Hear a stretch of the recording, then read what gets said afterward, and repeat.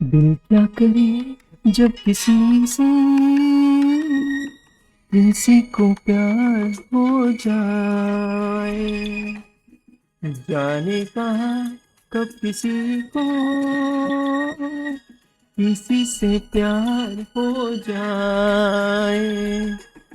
ऊंची ऊंची दीवारों सी इस दुनिया की रस्में हो ना कुछ तेरे बस में चुनी, ना कुछ मेरे बस में। दिल क्या करे जब किसी को प्यार हो जाए, जाने कहाँ कब किसी से प्यार हो जाए। Very very good morning all of you, सभी का बहुत बहुत स्वागत है। नमस्कार, गुड मॉर्निंग, सत श्री अकाल, आदाब। तो हमारे बैच के पावर कपल कहाँ है यार? उन लोगों के लिए डेडिकेटेड है ये अमेजिंग सॉन्ग। बहुत दिनों बाद आज मेरा गला फाइनली सही है, because there is a big surprise awaiting in new Delhi, इसके वजह से। और गाना भी उतना अच्छा है। जैसे पर्वत पे घटा रुकती है, जैसे सागर से लहर उठती है, वैसे किसी चेहरे पे निगाह रुकती है। जैसे पर्वत पे घटा झुकती है, जैसे सागर से लहर उठती है, वैसे किसी चेहरे पे निगाह रुकती है। रोक नहीं सकती नजरों को दुनिया भर की रस्में, ना कुछ तेरे बस में जुली, ना कुछ मेरे बस में। दिल क्या करे जब किसी को प्यार हो जाए, जाने कहाँ कब किसी से प्यार हो जाए।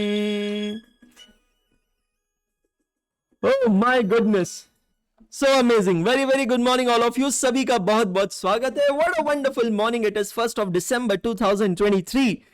हमारी इस रिलेशनशिप को, ऑफिशियल रिलेशनशिप को अब 3 महीने पूरे हो चुके हैं।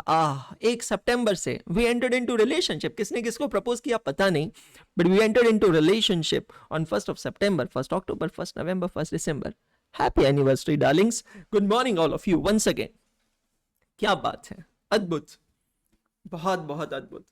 सो nice to see you guys, are just wonderful, I just love you यार। दिल से कहना चाहता हूँ कि यार मैं पूरा दिन, पता है, इस बैच का इंतजार करता हूँ पूरा दिन। अगर मेरा बस चले, चलता नहीं है, बट अगर मेरा बस चले ना, तो मैं पूरा दिन सिर्फ इस बैच के साथ बिताऊं। Seriously, I really look forward for this class my whole day, trust me, my whole day. मैं सुबह 8 बजे का इंतज़ार करता हूँ कि कब सुबह की 8 बजेगी और कब मैं ये क्लास लूँगा, कब मैं आप लोगों से मिलूँगा। एंड एक एक दिन करके जैसे जैसे ये बैच कंप्लीशन पे आ रहा है, वैसे ही वैसे वो दूसरी टाइप की फीलिंग भी आ रही है ना, मतलब यू नो मतलब seriously I can't tell you. So Delhi में मैं जाने वाला हूँ 6 तारीख को, यहाँ से दिल्ली निकलूंगा। डोंट वरी, 6 तारीख को भी आपकी क्लास होगी, बट मोस्ट प्रोबेबली शायद वो क्लास मुझे एयरपोर्ट से लेना पड़े। I am not sure as of yet, मेरी फ्लाइट का टाइम मुझे चेक करना पड़ेगा। 6 तारीख के बाद मैं हूँ दिल्ली में, और दिल्ली फिर मैं इतनी जल्दी क्यों जा रहा हूँ, because there is a very big surprise awaiting at Ghalib auditorium, especially in the meetup section on 10th of December at 4 PM। कुछ बहुत बड़ी चीज़ करने वाला हूँ, कुछ नई चीज़ करने वाला हूँ, कुछ नया ट्राई करने वाला हूँ, लेकिन अभी मैं आपको रिवील नहीं करूँगा, अभी मैं आपको बताऊँगा नहीं। सही समय आने पे आपको सब कुछ पता चल जाएगा, स्पेशली वो लोग जो गालिब ऑडिटोरियम में होंगे उनको तो और भी जल्दी पता चलेगा। But all set and done, just wish me luck कि मैं जो काम करने जा रहा हूँ वो काम अच्छा हो, सक्सेसफुल हो और अमेजिंग हो, आप लोगों को पसंद आएगा। करेक्ट सर, इतना सस्पेंस क्यों बढ़ा रहे हो? लक्ष्य स्टिल सिंगल। नाउ, तो कैसा रहा कल का दिन, कैसा रहा कल का lecture? Yesterday's class was also amazing, my again teaching satisfaction was on the peak. मुझे बहुत अच्छा लगा कल का क्लास भी लेके, सारे कंसेप्ट्स बहुत अच्छे से क्लियर हुए, सारे कंसेप्ट्स हमने अच्छे से पढ़े हैं, और we really penetrated into the question segment. Dividend का कंसेप्ट कल हम लोगों ने पढ़ा। Let me make one single call, Tapadia ji से बात करते हैं, क्योंकि आज के गाने के बाद तो तापड़िया जी की फीलिंग्स बिल्कुल कहते हैं ना उजागर हो गई होगी। Good morning sir. Good morning sir. Toilet में हो आप तापड़िया जी?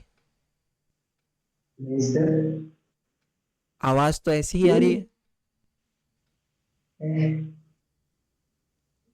तापड़िया जी, आवाज इतनी गूंज क्यों रही है? मम्मी ने बाथरूम में बंद कर दिया है? तापड़िया जी नए घर में लगता है गुम से गए हैं तापड़िया जी। ओके, नो प्रॉब्लम तापड़िया जी, फिर से मुलाकात होगी, फिर से होगी बात। अभी हम करते हैं बात नैना शर्मा से। Good morning ma'am. Hello, good morning ma'am. Good morning sir. क्या हालचाल है Naina ji? How are you? I am good. You are good. And how's your studies going? मेरी तो बहुत अच्छी चल रही है। बहुत अच्छी चल रही है। आपसे पहली बार बात हो रही है? नहीं नहीं, दूसरी बात हो रही है। दूसरी बार। कहाँ से हैं आप? गाजीबाद से। गाजियाबाद से हैं। आप इतना फास्ट क्यों बोलते हैं? मतलब मैंने आपकी स्पीड बढ़ा दी क्या? 1.5x किया क्या? नहीं नहीं, अरे पता है कल ना मैं ना रात को ना सोच के सोई थी सुबह सुबह ना एकदम स्टार्टिंग में क्लास ज्वाइन करूंगी, तो ओके सर शायद मुझे कॉल कर ले। ओके, और जो आपने सोचा था वो पूरा हो गया, राइट? हाँ, तो अभी मैंने देखा कि यहाँ पे आ रहा था ना, तो फिर इसकी वजह से तेज तेज बोलना पड़ रहा है। Okay, amazing, your mind blowing. Yes ma'am, बताइए। 75 नंबर लेक्चर में है आज हम। कैसी चल रही है आपकी प्रिपरेशंस? कैसा महसूस कर रहे हैं आप? बहुत अच्छा लग रहा है कि मैंने ना एक कंसिस्टेंसी मेंटेन कर रखी है कि कोई बैकलॉग मेंटेन नहीं है, अपना सारा रिवीजन मेंटेन हो रहा है कि बाप रे, हाँ अब ग्रुप 2 के लिए मैं तैयार हूँ। ग्रुप 2 के लिए तैयार है? मेंटरशिप सेशंस वगैरह सब रेगुलर देख रहे हैं आप? Yes sir. सब अच्छे से चल रहा है, समझ में आ रहा है? हाँ जी। क्लासेस के अलावा कितने घंटे सेल्फ स्टडी हो रही है आपकी? 5 से 6 घंटे तो मैं कर ही लेती हूँ। 5 से 6 घंटे कर लेते हैं, बहुत अच्छी बात है। That's really amazing. And how is this topic going? कल का लेक्चर कैसा लगा कंसोलिडेशन का? मजा आ रहा है? मेरे को तो बहुत मजा आ रहा है, मतलब हर चीज ना मेरे को समझ में आ रही है। बहुत अच्छी बात है, बहुत अच्छी बात है नैना। जो आप अभी कर रहे हो ना नैना, आपको मैं दिल से बता रहा हूँ, अगर यही चीज़ आप करते रहे अपने एग्जाम तक, दुनिया की कोई ताकत आपको पास होने से नहीं रोक सकती, ये बात पक्की है। लेकिन आपको पता है सबसे डिफिकल्ट वही होता है कि जो चीज़ हम लोग कर रहे हैं उसको रेगुलर करते रहना ही सबसे डिफिकल्ट होता है। बट अगर वो आपने कर लिया तो रिजल्ट आपको मिलेगा। कल जो आपने कल होमवर्क में क्वेश्चंस दिए थे ना, और जो आपने क्लास में कराए थे, मैं हाँ, सोची कि चल छोड़ देती हूँ। मैंने कहा नहीं नहीं, अगर नहीं करूंगी ना तो फिर समझ नहीं आएगा, कर ही लेती हूँ कर ही लेती हूँ। कल वाला जो क्लास वर्क का क्वेश्चन था सेकंड नंबर का, वो फॉरेन कोलैबोरेशन कंपनी वाला, वो वापस सॉल्व किया था आपने? हाँ जी। चलो बहुत अच्छी बात है नैना, रियली अमेजिंग। बहुत अच्छा लगा आपसे बात करके। गाजियाबाद में अगर है आप तो ज़रूर आइएगा मीटअप में। रियली हाँ इट विल जी बी सर, एन मैं ऑनर टू आऊंगी। मीट यू, है ना? जी। Thank you so much. आप रो रहे हो? नहीं, कांप रहे हो? नहीं पता, हाँ शायद ना मैं कांप रही हूँ आपसे बात करने पे। अच्छा अच्छा, मेरे को ऐसा लगा सर्दी की वजह से। कब दिल्ली में सर्दी है अभी? हाँ थोड़ी थोड़ी है बस। थोड़ी थोड़ी है, फिर ठीक है, थोड़ी से तो काम चल जाएंगे, क्योंकि तोड़ी तो हमारे क्लास में भी है, रुचिका तोड़ी। No problem, all set and done. Thank you so much Naini, thank you so much Naini, thank you sir. Good day. Thanks. मतलब आज भी बच्चों में मेरा खौफ है, जान के अच्छा लगा। ठाकुर खुश हुआ, शाबाशी देगा कि आज भी बच्चा बच्चा मेरे नाम से ऐसा कांपता है। बहुत बढ़िया, बहुत बढ़िया। चलिए बच्चों, एक बार फटाफट हम जो कल हमने देखा वो रिवाइज करते हैं। होमवर्क क्वेश्चन को पहले करते हैं चेक, फिर कल के क्वेश्चन को करेंगे रिवाइज और बढ़ेंगे आगे, क्योंकि आज मैं आपको बहुत सारे होमवर्क क्वेश्चंस देने वाला हूं, है ना? यस।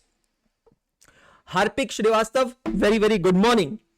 टॉयलेट के लिए अलग, बाथरूम के लिए अलग। टॉयलेट के लिए नीला, बाथरूम के लिए लाल। Harpic Shrivastava, good morning once again. Prepare consolidated balance sheet of H limited and its subsidiary as on 31st March 2021 from the following information.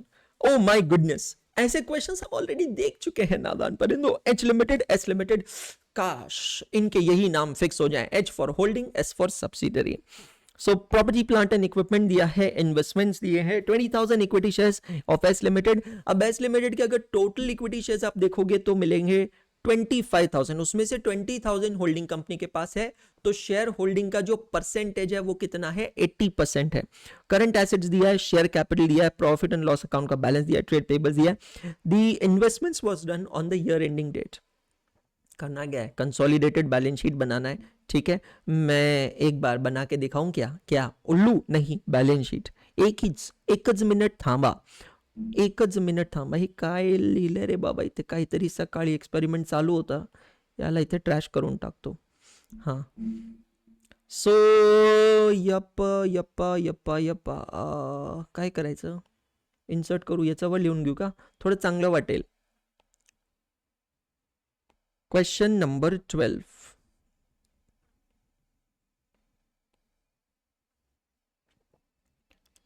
T format का बना रहा हूं. तो सबसे पहले हम लोग बनाएंगे प्रॉपर्टी प्लांट एंड इक्विपमेंट. बनाएंगे मतलब टोटल लेंगे 5 lakh plus 3 lakh 8 lakh. Property plant and equipments 8 lakh. एक बार सभी जने चेक करेंगे इसको और फिर बाद में मुझे बताएंगे कि आपको ये क्वेश्चन करने में कितना समय लगा. ठीक है, अभी नहीं. इन्वेस्टमेंट्स कॉस्ट ऑफ कंट्रोल में चला जाएगा. Current assets 155 plus 1 255. Current assets 2,55,000. बहुत ही बढ़िया. शेयर कैपिटल सिर्फ होल्डिंग कंपनी का आएगा 5 लाख. पीएनएल सिर्फ होल्डिंग कंपनी का आएगा 2 lakh. Share capital 5 lakh. PNL कितो आई? पीएनएल रो बैलेंस कितो है? सिर्फ होल्डिंग कंपनी रो लेनो है 2 लाख रुपयो है. सही कहो? समझ रही हो? हाँ. ट्रेड पेबल्स मतलब क्रेडिटर्स. होल्डिंग रा क्रेडिटर्स है 1,75,000 और सब्सिडरी रा क्रेडिटर्स है 50,000. तो दो यार ये टोटल ले लो, कितना हो जाए? 2.25 लाख. तो क्रेडिटर्स में अटे लिख दूं 2.25 लाख, 2,25,000. समझ गया? हमें बैलेंस शीट रे मायने ज्यादा तो की बच्चियों को नहीं है, तो आप कई करा अटे बैलेंस शीट ने तो मैं मार दूं एक लाइन एंड बैलेंस शीट ने अटे कर दूं मैं क्लोज. और हमें नीचे में बना लूं वर्किंग नोट नंबर 1. क्या नहीं वर्किंग नोट बनी अटे? वर्किंग नोट नंबर 1 बनी कॉस्ट ऑफ कंट्रोल री. कॉस्ट ऑफ कंट्रोल एब्रीविएशन लिख रही हूं, माफ कर दीजिए दोस्तों, एब्रीविएशन लिख रही हूं मैं. कॉस्ट ऑफ कंट्रोल रमाइनेगा पहले मैं लोग लेवा cost of investment. Holding company subsidiary company रा 20,000 शेयर्स खरीदिया जी का 20,000 शेयर्स खरीद लिया. 20,000 शेयर कितना में खरीदिया? 2,20,000 रुपयों में. तो अटे मैं लिखा 2,20,000 रुपया. That is no pre acquisition dividend because investment is done at the end of the year. So cost of investment is 2,20,000 minus 80% of net assets of the subsidiary company. Now my dear friends, if you check the net assets of subsidiary company, it means share capital plus the balance of P&L account, that is 3,50,000. So 80% of 3,50,000, 80% of 3,50,000 किती झालं? 3,50,000चा 80% म्हटलं तर 2,80,000 झाले की. बघा NEET आहे का? 2,80,000 म्हणजे काय? तुम्ही किती पैसे दिले? 2,20,000 आणि तुम्हाला किती भेटलं परत? 2,80,000. जे 60,000 आहे नेगेटिव्ह, कमी दिलेलं आहे, ते कुठे जाणार? कॅपिटल रिझर्व्ह मध्ये जाणार. So whatever is not excess of 60,000 it will go and sit on the credit of capital reserve account. Check all of you 60,000. Calculation of minority interest, working note number 2, it is 20% of net assets 3,50,000. So that becomes 70,000 will go on the balance sheet liability side. Minority interest 70,000. Asset side की total ले लेते हैं 10,55,000. Liability side की 5 lakh, 2 lakh, 7 lakh, 7 lakh and 225, 9,25,000 plus 60,000 plus 70,000. Oh yup, 10,55,000. Check all of you. And now quickly tell me, कितनी देर में ये question आप लोगों ने सॉल्व किया था? इंस्टीट्यूट के मॉड्यूल का ये है इलस्ट्रेशन नंबर 10. कितनी देर में? 5 मिनट में हो गया? नहीं, वेरी गुड. इलस्ट्रेशन नंबर 10 किथे?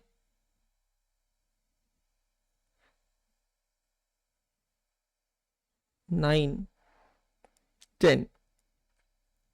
शेड्यूल 3 की बैलेंस शीट है. 10,55,000 की टोटल है. चेक करिएगा. 5 minute, 10 minute, 4 minute, 7 minute. Amazing, amazing.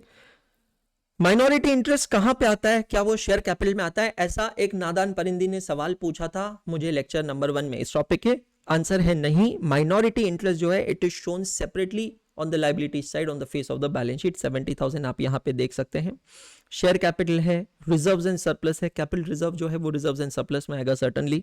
Minority interest अलग से दिख रहा है. ट्रेड पेएबल्स हैं, प्रॉपर्टी प्लांट इक्विपमेंट्स है एंड करंट एसेट्स है. चेक कीजिएगा सभी जने. बहुत ही आसान क्वेश्चन था, बहुत ही इजी क्वेश्चन था. आई होप सबने किया होगा, सबको आया होगा. करेक्ट. इंडेक्स में पोस्ट करते चलिएगा. Don't forget to give cross referencing in your notes.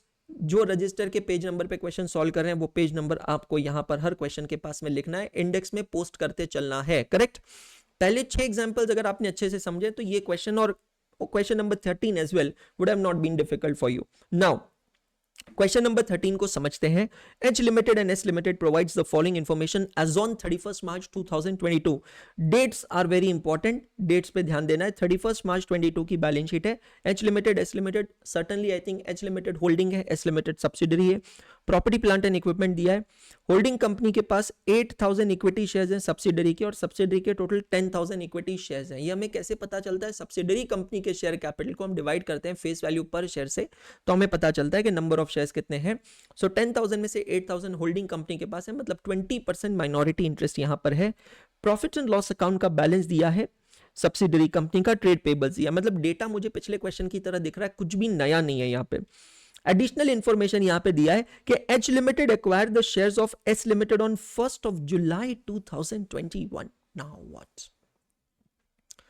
The financial year ended on 31st March 22. That means the financial year started on 1st April 2021. अब यहां पर करना क्या है? मैं आज के लेक्चर का एक स्क्रिप्ट आप लोगों के सामने रख देता हूं. आज के लेक्चर में हम जो फुल फ्लेजेड क्वेश्चंस देखने वाले हैं, किसी भी फुल फ्लेजेड क्वेश्चन में 4 चीजें, 4 स्टेप्स आपको ध्यान रखना है. कौन सी है वो 4 स्टेप्स? फोकस कीजिएगा. पहली चीज है analysis of reserves of subsidiary company. Subsidiary company के जो भी रिजर्व्स हैं उसका हम करते हैं एनालिसिस.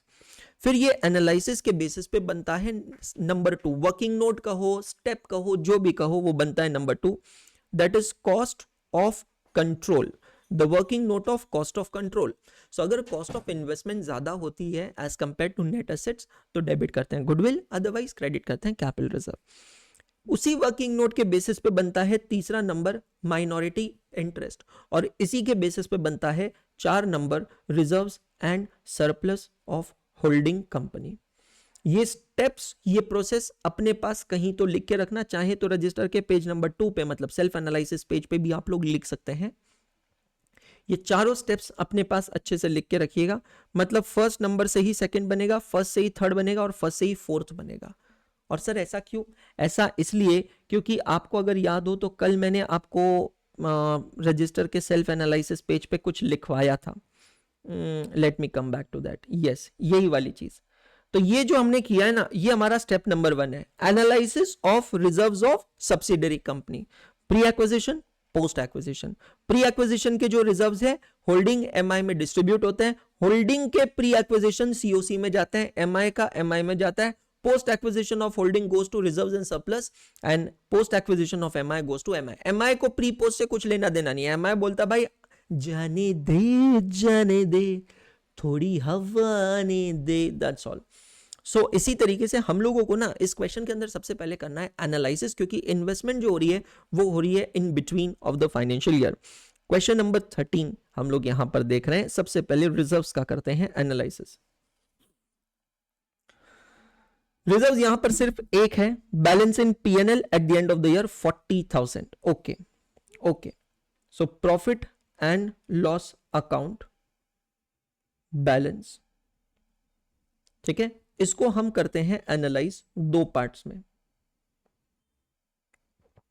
टाइमलाइन बना के भी कर सकते हैं, ट्री डायग्राम बना के भी कर सकते हैं, जो भी आपको ठीक लगे उसको आप फॉलो कर सकते हैं। प्रॉफिट एंड लॉस अकाउंट का जो बैलेंस है उसको 2 पार्ट्स में मैं एनालाइज करता हूं। एक है प्री एक्विजिशन और दूसरा है पोस्ट एक्विजिशन। यात्रियों की सुविधाओं के लिए यहां पर हम डेट्स का उपयोग करेंगे। प्री एक्विजिशन मतलब up to the date of investment and the date of investment is 1 July 2021, 1 July 2021। And post acquisition का मतलब क्या है? It is from 1 July 2021 to 31 March 2023. I hope it is very much clear to all of you. Now my dear friends, यहां पर question थोड़ी अलग तरीके की बात कर रहा है।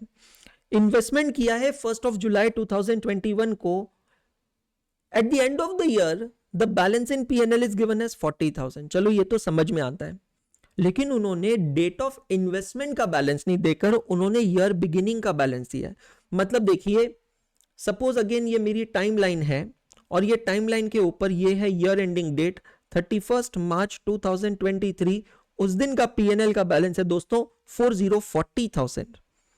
जब ये फाइनेंशियल ईयर चालू हुआ था 1 अप्रैल 2022, उस दिन का पीएनएल का बैलेंस उन्होंने दिया है 30,000। लेकिन प्रॉब्लम यहां पर यह है, कुछ क्या हो गया, 1 मार्च हो, 31 मार्च 22। अच्छा भाई, कौन सा रॉकेट साइंस है यार इसके अंदर, आप समझ गए थे ना? नहीं, आप समझ गए थे ना भाई, फिर उसमें इतना डिटेल में जाने की कहां जरूरत आई। ठीक है, कोई बात नहीं सर, औरों को आती नहीं और मेरी जाती नहीं, क्या अब स्क्रीन पे नहीं बोल सकते, ठीक है।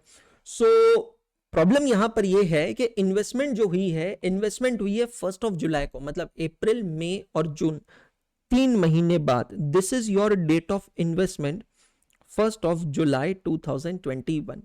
सवाल है कि मैं इसको स्प्लिट कैसे करूं? How do I split it? This is pre acquisition, this is post acquisition.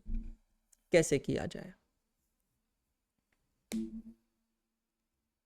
कैसे किया जाए? सवाल यह है कैसे किया जाए।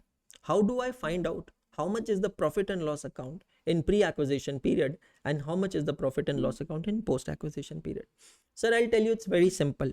Okay, at the beginning of the year P&L balance is 30,000, at the end of the year P&L balance is 40,000. Okay, sir, try to understand.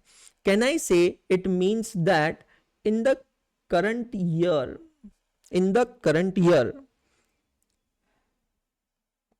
we have earned profit of rupees 10,000? In the current year we have earned the profit of rupees 10,000.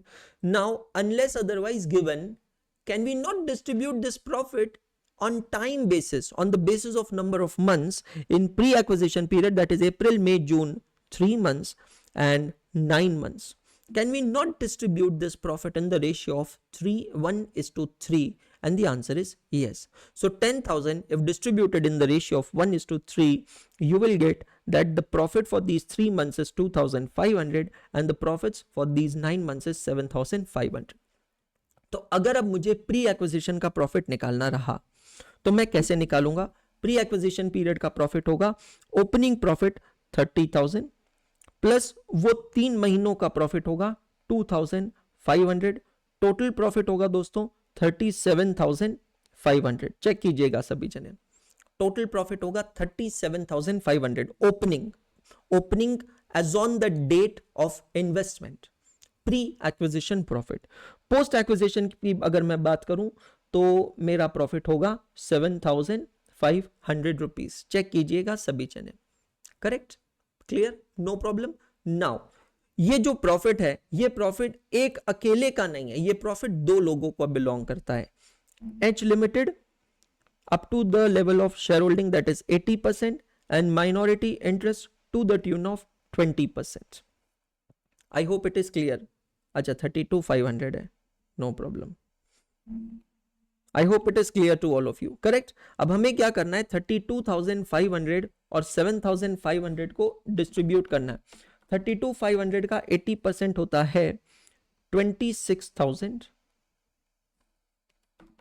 Minority का share होगा 6,500.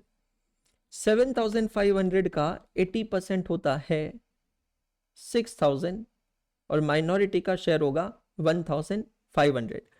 आज की class में मैंने आपको 4 steps बताए हैं. ये 4 स्टेप्स अब मैं फॉलो करूंगा इसके बाद हर एक क्वेश्चन में. सबसे पहले हमने किया analysis of reserves of subsidiary company, done. इसके बेसिस पे होगी 2 नंबर की चीज, ये तो हो गई 1 नंबर की चीज. इसके बेसिस पे होगी 2 नंबर की चीज, cost of control. Cost of control कैसे निकालते हैं? Cost of investment.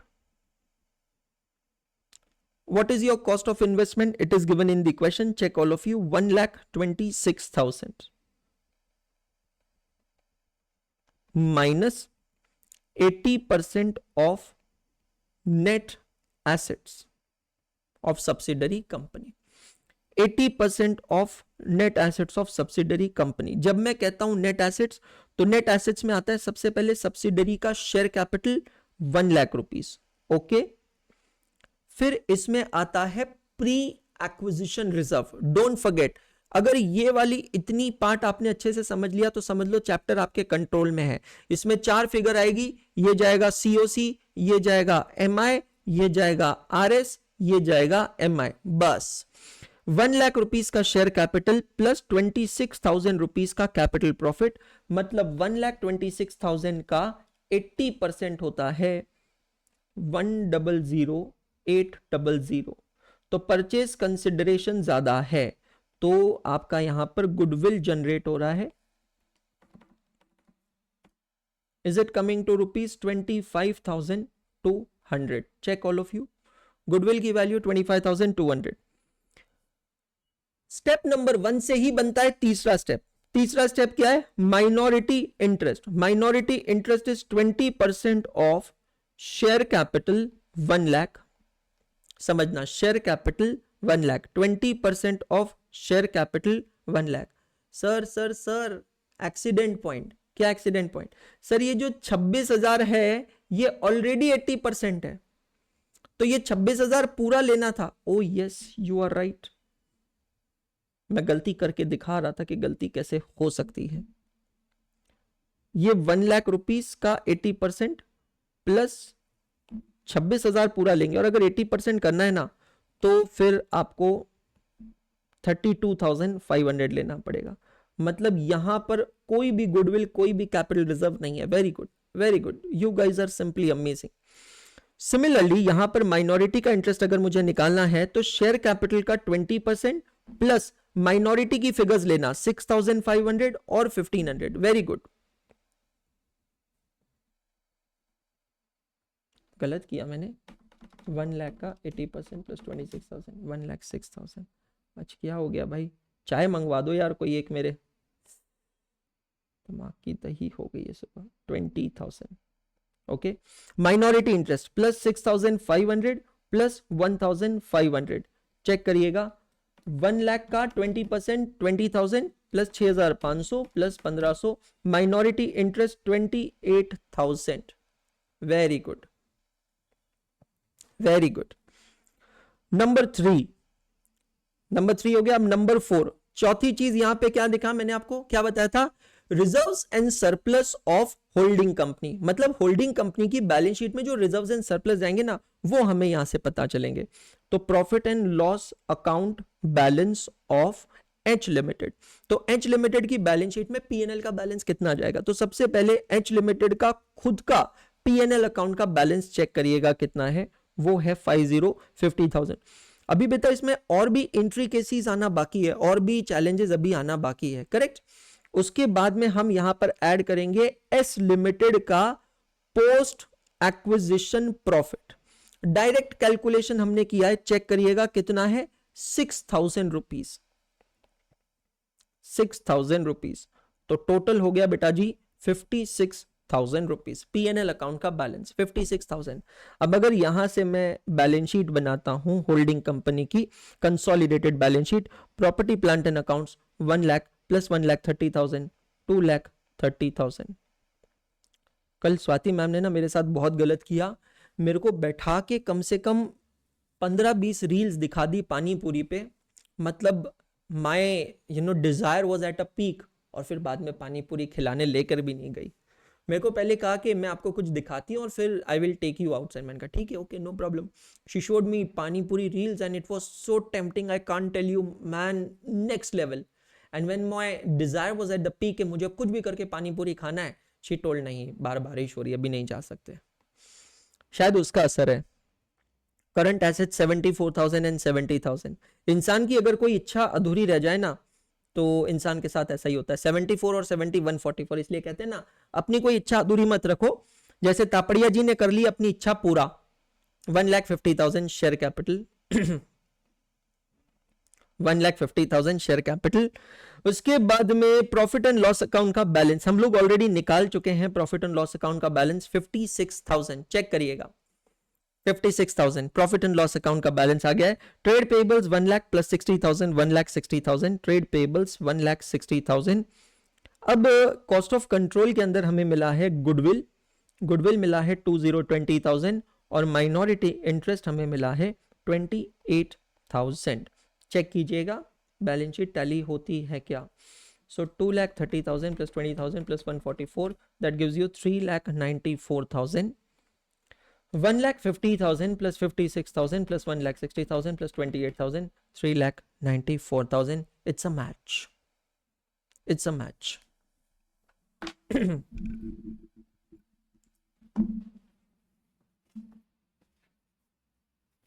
कितनी देर में हुआ ये क्वेश्चन? बहुत बढ़िया, बहुत बढ़िया, बहुत अच्छे बच्चे, नन्हे मुन्ने बच्चे। तेरी मुट्ठी में क्या है? मुट्ठी में है तकदीर हमारी। बहुत अच्छे बच्चे। अब मेरी बात एक ध्यान से सुनना, अगर आपके पास मल्टीपल कलर के मल्टीपल फ्लेवर के पानी पूरी नहीं, अगर आपके पास मल्टीपल कलर के हाइलाइटर्स हैं, तो जो मैं करने जा रहा हूं वो आप मेरे साथ करेंगे। सर कितने कलर के चाहिए? 3 कलर के हाइलाइटर्स मुझे चाहिए, ठीक है। इन 2 फिगर्स को एक कलर से हाईलाइट करेंगे। हम सिर्फ एक रिलेशन दिखाने की कोशिश कर रहे हैं कि ये जो 4 स्टेप्स हम बना रहे हैं, ये चारों स्टेप्स कहां कहां पे कैसे कैसे यूज होती है, ये को रिलेशन बता रहे हैं। It goes to MI. ये वाली जो फिगर है ये जाती है सीओसी में, और ये वाली जो फिगर है ये जाती है रिजर्व्स एंड सरप्लस में। That's all. अगर 2 कलर के हाइलाइटर और उसमें अगर एक फ्लोरेसेंट कलर है, तो आपको पता है ना तीसरा कलर आप बना सकते हो। हाइलाइटर्स के अंदर ये चीज होती है, अगर 2 है तो तीसरा बन जाएगा। शिवानी कह रही है एक ही नहीं है। मांगने की आदत गई नहीं आपकी शिवानी। ए शिवानी तो लगती है नानी।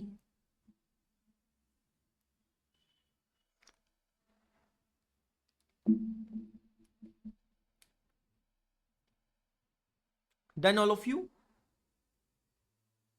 मजा आया सभी को क्वेश्चन करके? चलिए अब आगे बढ़ने से पहले कल का जो क्वेश्चन है 5 नंबर का आईसीआई मॉड्यूल का क्वेश्चन जो था और जो हमने किया था, कौन सा वाला, ये वाला क्वेश्चन नंबर 2, इसको एक बार मैं रिवाइज करवा रहा हूं और इसके ऊपर मैं ऑडियो नोट बना रहा हूं आप लोगों के लिए, ताकि आपके पास उसका रिकॉर्ड रहे। ठीक है, तैयार हैं सभी लोग? I am explaining again question number 2 which we did yesterday. Very fantastic question, very good question. If you have done this question, this is really amazing. बहुत अच्छा क्वेश्चन था और मैं उम्मीद करता हूं सबने कल ये क्वेश्चन किया होगा। करेक्ट?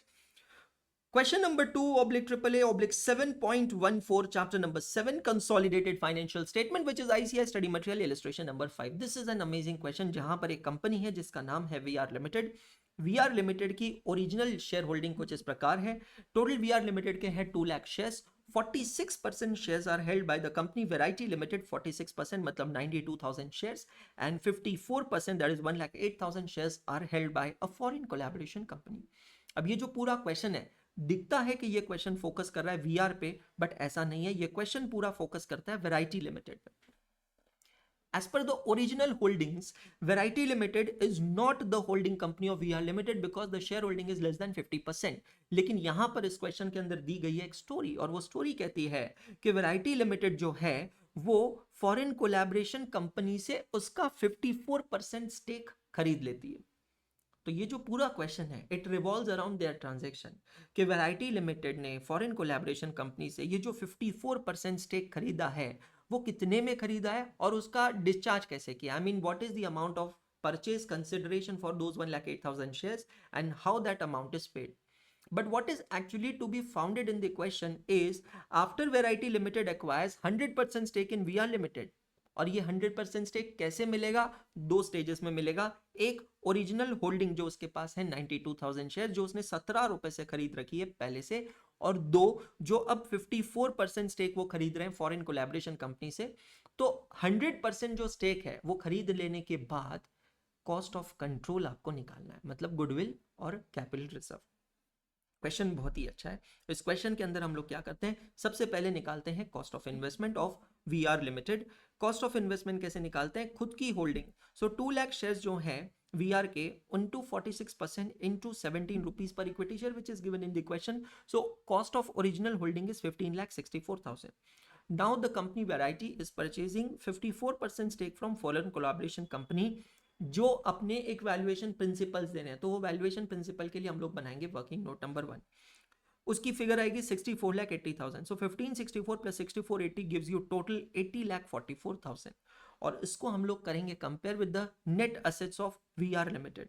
VR लिमिटेड की नेट असेट्स क्वेश्चन में दी है, it is 1 crore and there is a devaluation of assets to the tune of 1,75,000 and there are current assets of 20 lakh. So net assets comes to 78,25,000. Consequently, purchase consideration is greater than net assets taken over. So there is a goodwill of 2,19,000. Now the question that arises is how we got this figure of 64,80,000. That is how did the foreign collaboration company valuation have done the valuation of 54% stake. Check करते हैं। Foreign collaboration company ने कहा कि हम लोग जो company है VR limited उसका वैल्यूएशन करेंगे और उसका वैल्यूएशन करके उसको डिवाइड करेंगे VR के टोटल नंबर ऑफ शेयर से, दैट इज 2 लाख शेयर से, और फिर हम लोग डिटरमाइन करेंगे what is the selling price पर इक्विटी शेयर। अब वैल्यूएशन के लिए उन्होंने कुछ फॉर्मूला डिफाइन किया है। वो फॉर्मूला है कि यील्ड का डिवाइड करना है, यील्ड को कैपिटलाइज करना है 15% से। तो basically they have used the capitalization method of valuation of shares.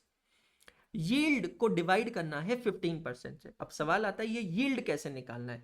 तो यील्ड निकालने का एक इक्वेशन दिया है उन्होंने, it is 40% of the average of pre tax profit of the last 3 years which is given in the question.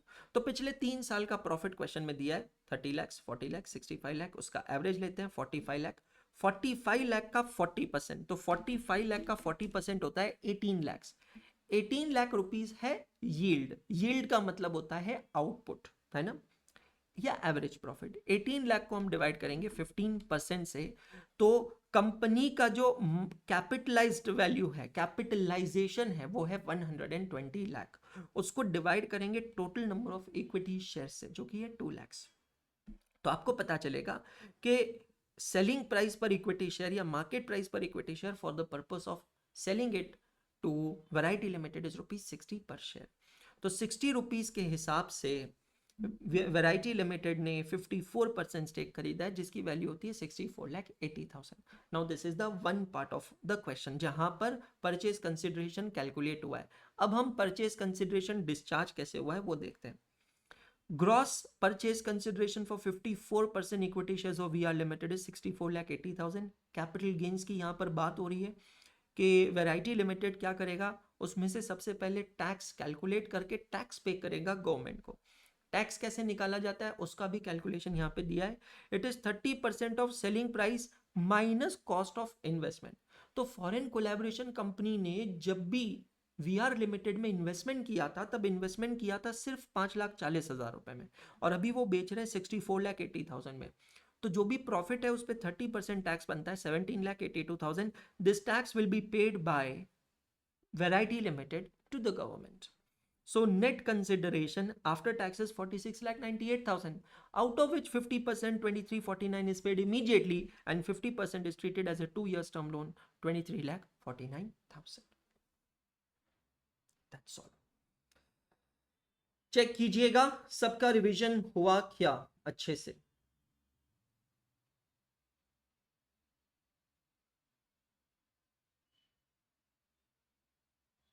कोई जवाब क्यों नहीं दे रहा है?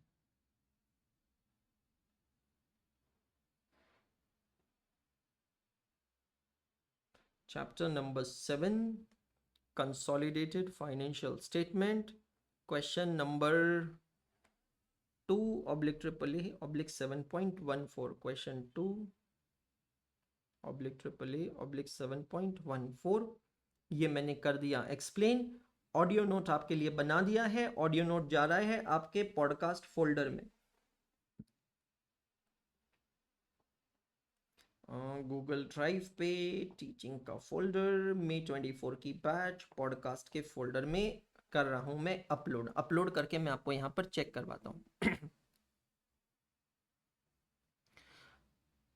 बेटा अथर्व, पंडित जी वाला काम करो। इवन दो आपको पंडित जी की जरूरत पड़ी नहीं है क्योंकि आपने काम नहीं कांड किए हैं। इंडेक्सेशन वगैरह बीच में मत लगाओ, जो दिया है जैसे दिया है वैसे यूज करो। लड़का लड़की कहाँ मिले थे जानने की जरूरत नहीं है। अथर्व जी तापड़िया, जिसके खुद के घर शीशे के बने होते हैं ना, वो बेसमेंट में जाके कपड़े बदलते हैं। पॉडकास्ट फोल्डर में मैं जा रहा हूं, पॉडकास्ट फोल्डर में आप जाएंगे चेक करेंगे तो नीचे आ गया, देखिए एकदम नीचे, CA intermediate advanced accounting chapter number 7 consolidated financial statement question 2/AAA/7.14 explanation check कीजिएगा। Done all of you? पक्का समझ में आया? सो काफी अच्छा रहा कल का क्लास, मजा आया। और थोड़ा सा वार्म अप कर लेते हैं। क्वेश्चन नंबर 3 सॉल्व करते हैं फटाफट।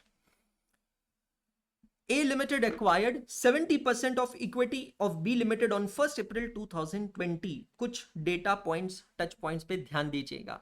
A Limited acquired 70% equity of B Limited on 1st April 2010. Date of investment at a cost of rupees 10 lakh. Cost of investment when B Limited had an equity share capital of rupees 10 lakh and reserves and surplus of rupees 80,000. तो जिस दिन investment किया है, date of acquisition है, उस दिन का share capital और रिजर्व का सरप्लस दिया है। In the 4 consecutive years B Limited fared badly and suffered the losses of rupees 2,50,000, rupees 4 lakh, rupees 5 lakhs and rupees 1,20,000 respectively. तो इन्वेस्टमेंट किया है, उसके बाद 4 सालों तक पनौती चली है, 4 सालों तक लॉसेस हुए। Thereafter in 14-15 B limited experienced and turn around and registered an annual profit of rupees 50,000 in the next 2 years, that is 15-16 and 16-17, B limited recorded an annual profit of rupees 1 lakh and 1,50,000 respectively. Show the minority interest and cost of control at the each end of each of the year for the purpose of consolidation. कोशिश करना चाहेंगे आप? Would you like to give it a try? Minority interest and cost of control बनाना है 7 सालों का। This question is very very similar to this question number 5 which we did yesterday. काफी सिमिलर है इस क्वेश्चन से। कितना टाइम चाहिए आप लोगों को इसे ट्राई करने के लिए? कोशिश तो करिए थोड़ी, give it a try, don't give up.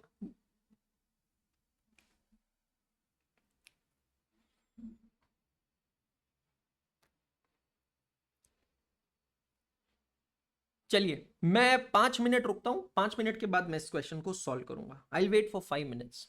Late me wait for 5 minutes, then I will start solving this question. You have 5 minutes, quickly start.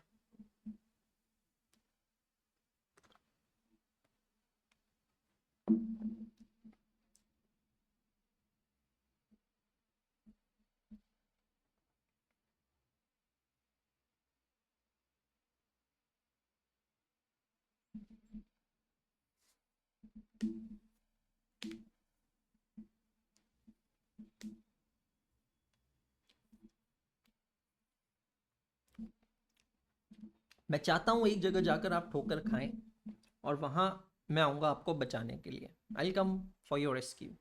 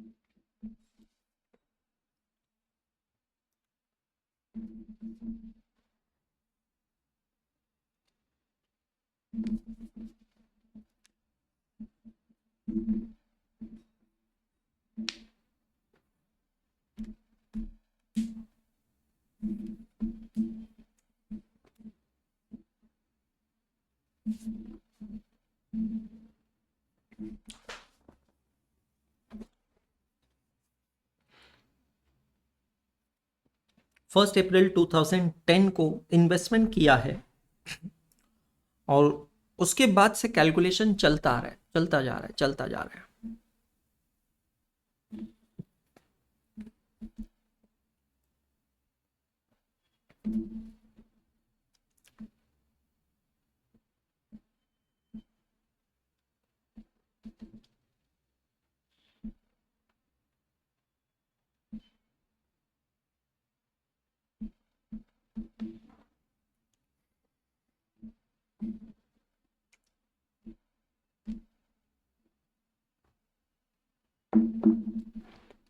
दो मिनट और बचे और फिर मैं स्टार्ट करता हूं.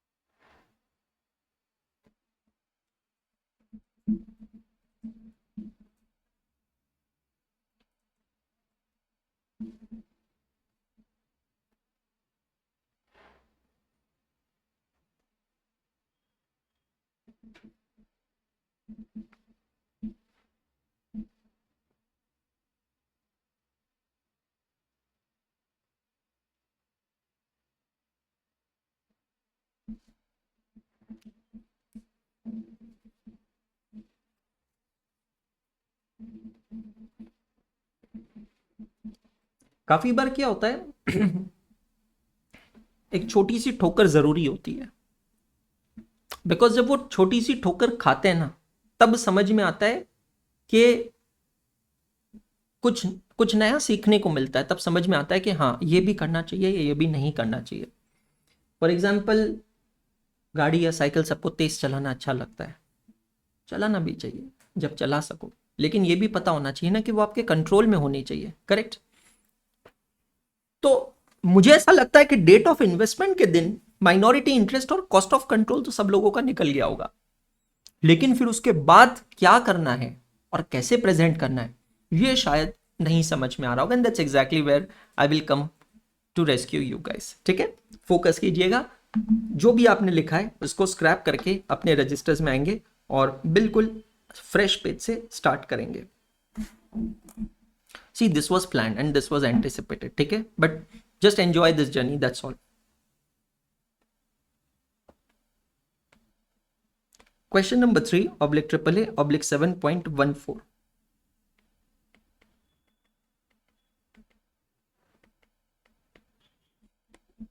कंपल्सरीली इंडेक्स के अंदर ये क्वेश्चन को स्टार मार्क करना है, बिकॉज एक नया कंसेप्ट सीखना है। स्टार मार्क हमेशा सिर्फ इसीलिए नहीं करते हैं क्योंकि कुछ डिफिकल्ट होता है, इसलिए भी करते हैं बिकॉज वो क्वेश्चन हम लोग बार बार रिवाइज करना चाहते हैं, ठीक है। सबसे पहले यहां पर डेट ऑफ इन्वेस्टमेंट दी गई है एज 1 अप्रैल 2010, 1/4/2010।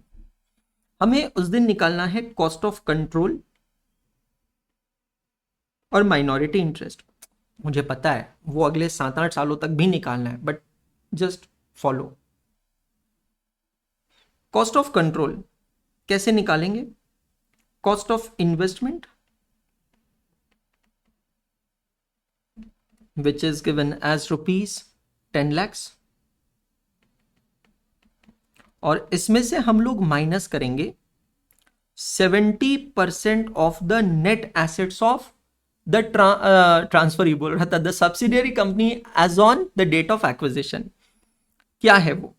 10 लाख रुपीस का शेयर कैपिटल है और उस दिन का रिजर्व्स और सरप्लस का पॉजिटिव बैलेंस है 80,000। तो 10 lakhs प्लस 80,000, तो 10,80,000 का 70% होता है 7,56,000। So your cost of control is giving you goodwill of ₹2,44,000। I hope ये आंसर सभी का सही आया होगा। ट्रस्ट मी गाइस, ये जो कॉस्ट ऑफ कंट्रोल है, अब लॉजिक वाली बात है, cost of control will never change and it will remain same obviously। अब चाहे मैं अगले कितने भी साल कोई भी कैलकुलेशन करूं, मेरा सीओसी कभी चेंज नहीं होगा, ये चीज समझ लेना। क्योंकि सीओसी जो होता है ये कब निकाला जाता है? It is always calculated as on date of acquisition. हम एक ही बार जीते हैं, एक ही बार मरते हैं, शेयर्स भी एक ही बार एक्वायर करते हैं, बार बार एक्वायर नहीं करते हैं। तो as on the date of acquisition ये कैलकुलेट होगा और ये हमेशा सेम रहेगा। लेकिन माइनॉरिटी इंटरेस्ट के साथ ऐसा नहीं है, माइनॉरिटी इंटरेस्ट हमेशा चेंज होती रहेगी। सबसे पहले हम निकालते हैं माइनॉरिटी इंटरेस्ट ऑन 1 अप्रैल 2010। तो इट इज 20 कह रहा हूं, 30% of the share capital plus reserves as on that date। so 10,80,000 का 30% होता है 3,24,000। चेक कीजिएगा, ये दो आंसर्स आए होंगे सबके, ऐसी मैं उम्मीद करता हूं। ये दो आंसर सबके आए होंगे ऐसी मैं उम्मीद करता हूं। क्या मैं ऐसी उम्मीद कर सकता हूं? चेक करिएगा, क्लियर हुआ कि नहीं हुआ? सभी जने यहां तक एक बार चेक कर लो और फिर मुझे आगे बताओ। Is this clear till here to all of you? पक्का। अब यहां पे आगे क्या कहा है? In the 4 consecutive years B limited fared badly and suffered the losses of ₹2,50,000। क्या मतलब है? इसका मतलब यह है कि अगले 4 सालों में बी लिमिटेड के बैक टू बैक लॉसेस हुए हैं 2,50,000, 4 lakhs, 5 lakhs, 1,20,000। और फिर बाद में टर्न अराउंड होता है कंपनी का और कंपनी के प्रॉफिट्स होते हैं। आपको इन सभी सालों का माइनॉरिटी इंटरेस्ट और कॉस्ट ऑफ कंट्रोल ये दोनों चीजें बतानी है। Are you getting my point? 2.5 lakh का, 4 लाख का, 5 लाख का, 1,20,000 का लॉस हो रहा है, आपको इन सभी सालों का माइनॉरिटी इंटरेस्ट और कॉस्ट ऑफ कंट्रोल बताना है। Is this clear to all of you? Yes और नो? पक्का? अब वो कैसे करेंगे और उसका प्रेजेंटेशन कैसे करेंगे, पहले सिर्फ आप ऑब्जर्व करेंगे, कोई भी कुछ नहीं लिखेगा। I am telling, just observe. 1-2 सालों का हो जाएगा, उसके बाद आप लिखिएगा। मुझे लगता है ना यार, इसको अगर प्रेजेंट करना है ना तो सबसे सही तरीका एक टेबल बना लेना चाहिए। कॉलम्स क्या क्या बनेंगे वो तो मेरे को पता नहीं, पर एक टेबल बना लेना चाहिए।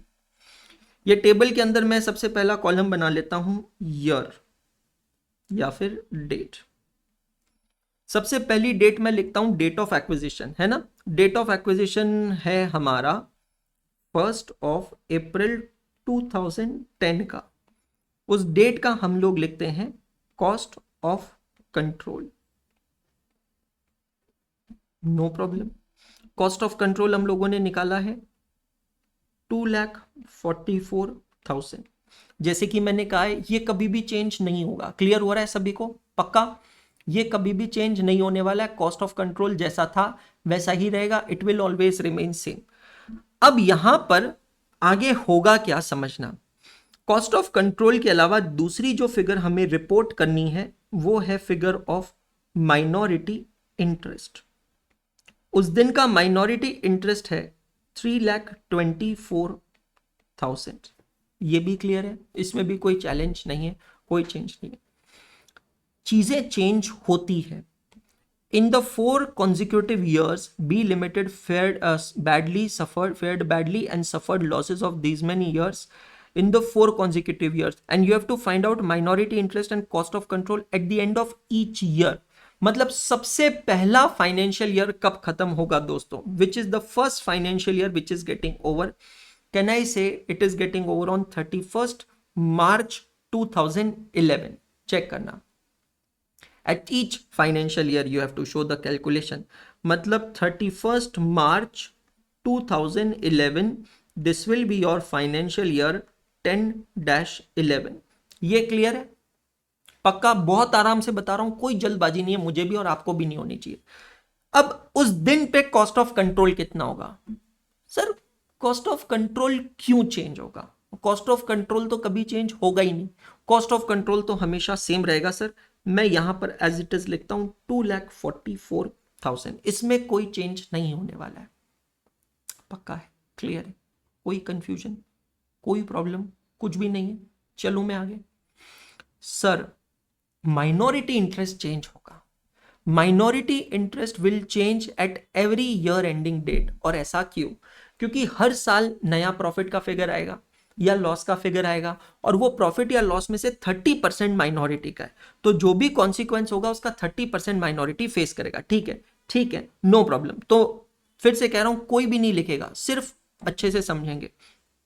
मैं यहां पे लिखता हूं प्रॉफिट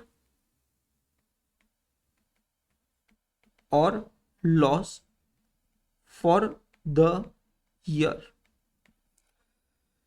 करंट ईयर का प्रॉफिट या लॉस, पहले साल का लॉस है बेटा जी 2,50,000 रुपीज का, तो मैं यहां पर लिखता हूं ब्रैकेट में 2,50,000 रुपीज का लॉस। ये जो लॉस है, ये लॉस 2 जने बेयर करेंगे, ए लिमिटेड मतलब होल्डिंग कंपनी और बी लिमिटेड मतलब माइनॉरिटी इंटरेस्ट। बराबर है?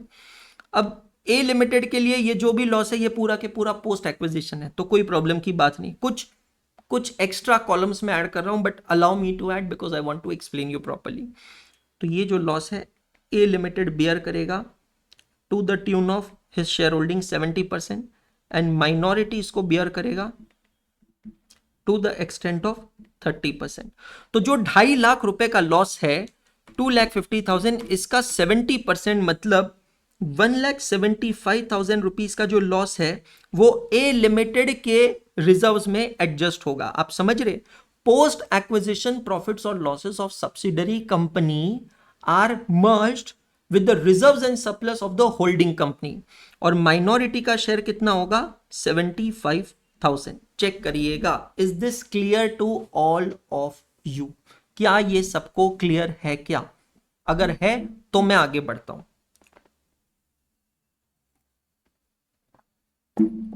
अब समझना क्या होगा, अब समझना क्या होगा, ये जो माइनॉरिटी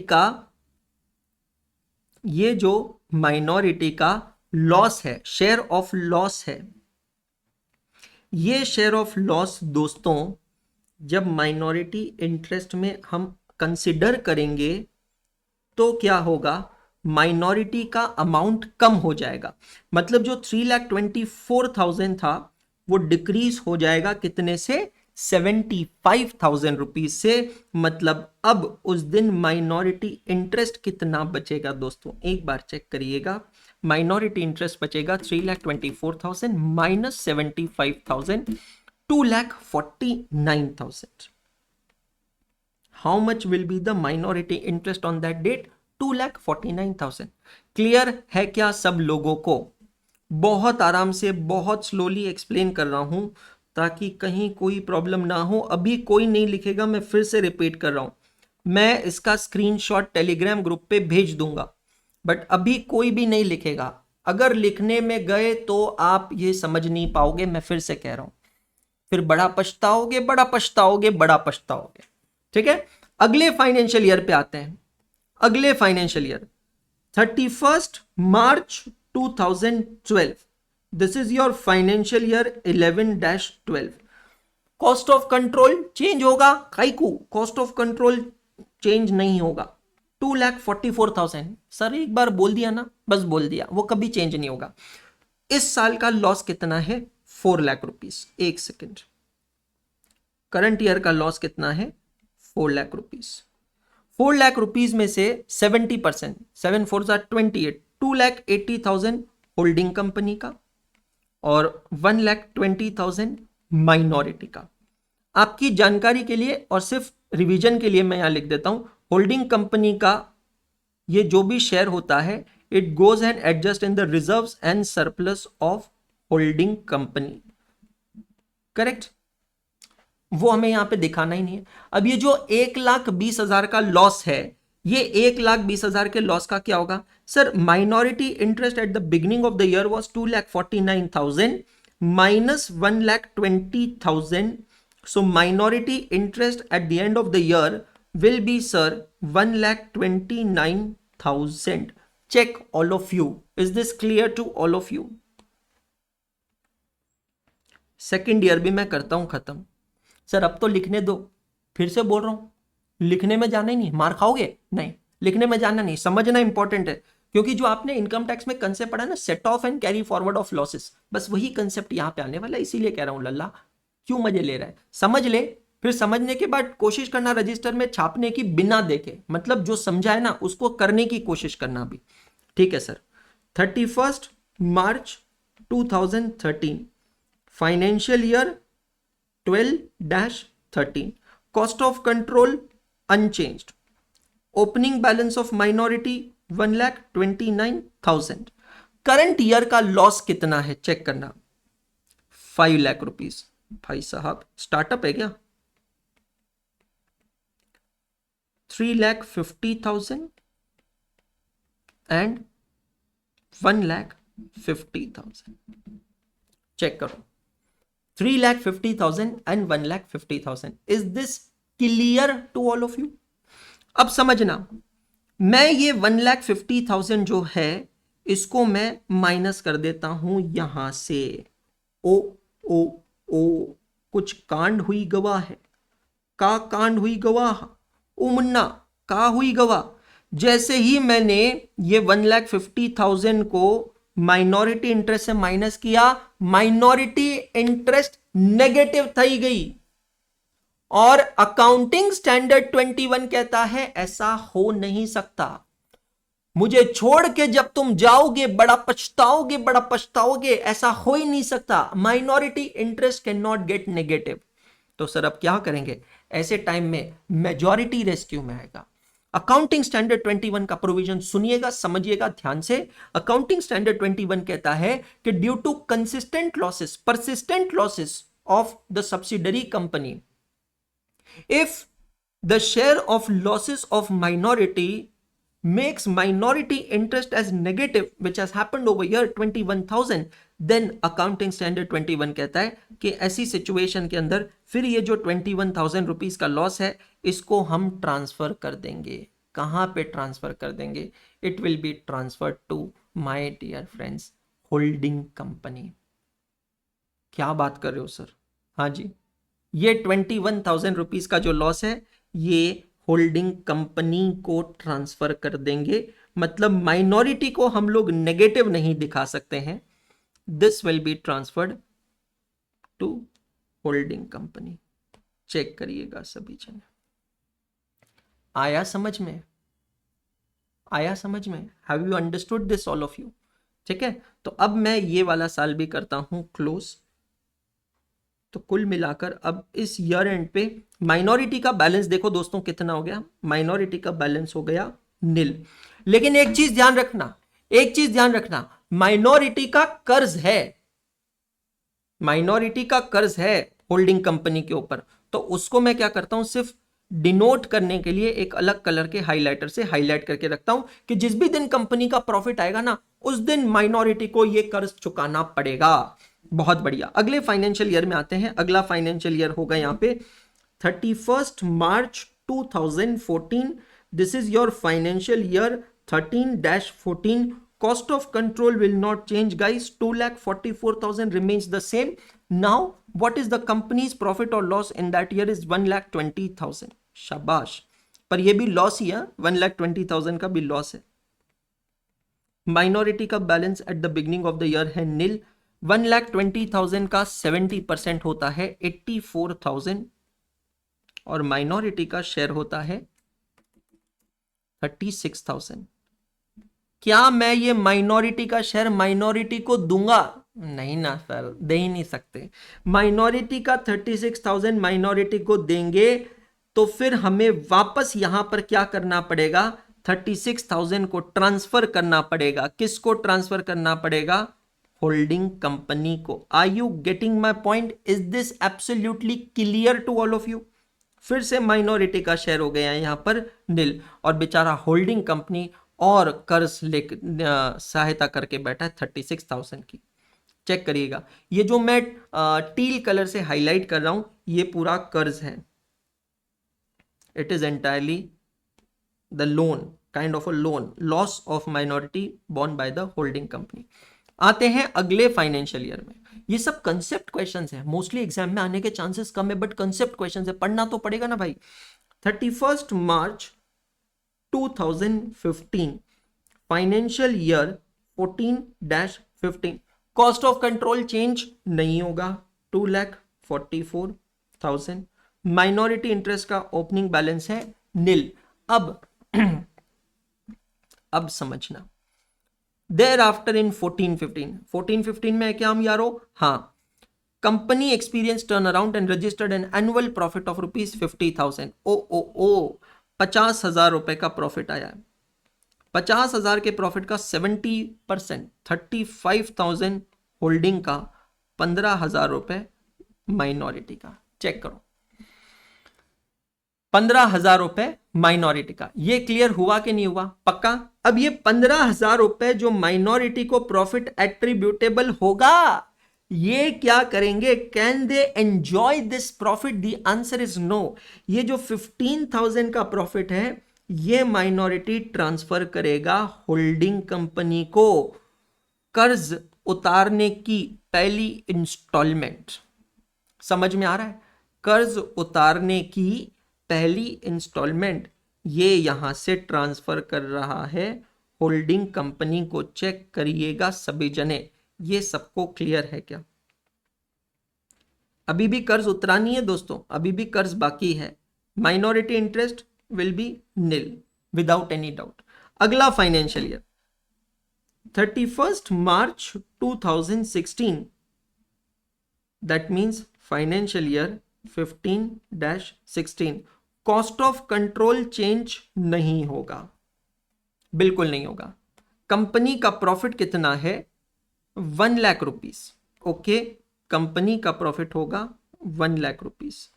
माइनॉरिटी का ओपनिंग बैलेंस नील, 1 लाख में से 70,000 होल्डिंग का, 30,000 माइनॉरिटी का।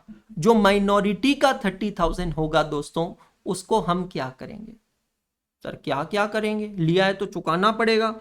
ये जो 30,000 माइनॉरिटी को मिलेगा, ये माइनॉरिटी में से माइनस होगा, और ये 30,000 कहाँ पे जाएगा सर, होल्डिंग कंपनी को जाएगा। मतलब वो माइनॉरिटी का कर्ज चुकाना पड़ेगा ना सर, कैच कर रहे सर, बहुत ही बढ़िया। मतलब सर माइनॉरिटी को वापस क्या हो गया, नील हो गया, हाइला। मतलब सर ये तो चलता ही रहेगा। अरे बेटा एक दिन आएगा जब सब खत्म हो जाएगा, अच्छे दिन आएंगे। अब एक बार जरा कैलकुलेशन करते हैं, कितना कर्ज लिया था, कितना कर्ज चुकाया है। 21 प्लस 36, 21 प्लस 36, 57,000 का कर्ज लिया था। उसमें से 15 प्लस 30, 45,000 का कर्ज चुका दिया, अभी भी 12,000 बचा है, कोई बात नहीं। 31 मार्च 2017, फाइनेंशियल ईयर 16-17, કોસ્ટ ઓફ કંટ્રોલમાં કાંઈ ચેન્જ નથી. What is the profit or loss of that year? Check all of you. Sir last year है 1,50,000 का प्रॉफिट है। 1,50,000 का 70%, 1,05,000 जाएगा होल्डिंग को, 45,000 जाएगा माइनॉरिटी को। एक सेकेंड, माइनॉरिटी का ओपनिंग बैलेंस है नील, 45,000 उसको करंट ईयर का प्रॉफिट मिल रहा है। अब क्या करना पड़ेगा, दूध का कर्ज चुकाना पड़ेगा। तुमने सुना, तुम्हें वापस आना पड़ेगा। 45,000 में से 21,000 जो है वो माइनॉरिटी को चुकाना पड़ेगा to the holding company, and then minority's interest will be 45,000 minus 21,000, it will be 24,000. The question that arised, sir, how you got this 21,000? ये थोड़ा एक बार वापस एक्सप्लेन कर दीजिए। बिल्कुल मेरे दोस्त, मैं अभी एक्सप्लेन करता हूं ये कैसे आया। जितनी भी ब्लू हाईलाइटेड फिगर्स हैं सबको एक बार देख लीजिएगा। आप अगर यहां पर देखेंगे तो सबसे पहले 21,000 नेगेटिव था, फिर 36,000 नेगेटिव हुआ। You can take on your calculator, negative 21,000 minus 36,000, so there is a loan of 57,000। कितना है, 57,000। अब ये जो 57,000 रुपीज का लोन है, अच्छा गलत लिख दिया मैंने, 12,000 होना चाहिए। ओके मैं करता हूं वापस, प्लस 30,000 और प्लस 15,000, मतलब अब बचता है 12,000 रुपए का लोन।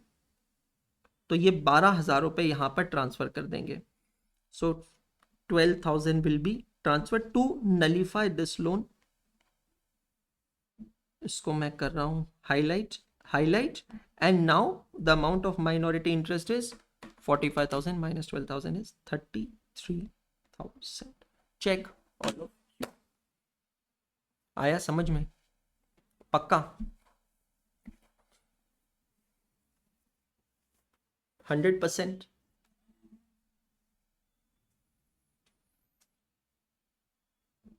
चलो करो, 5 मिनट दे रहा हूं, फटाफट करो, है ना, 5 मिनट्स, उससे ज्यादा समय नहीं, 5 मिनट्स फटाफट करिए।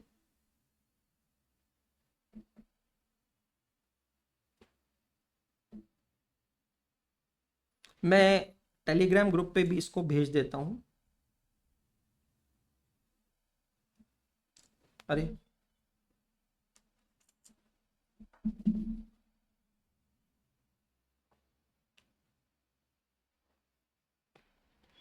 Just give me a minute.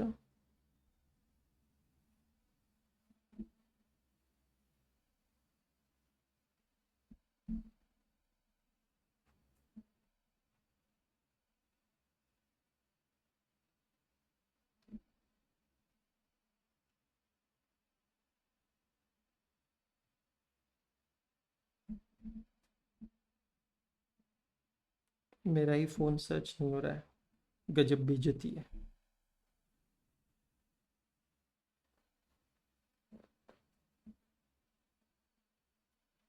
हाँ जी आप लोग, 5 मिनट्स मैं रुक रहा हूँ, 9:14 हुए, 9:20 तक मैं रुक जाता हूँ, ठीक है, 9:20 तक, जब तक मैं आपको भेज रहा हूँ। तापडिया जी, मंडळ आपले आभारी आहे, जय महाराष्ट्र, लवकरात लवकर ग्रुपवर पाठवा।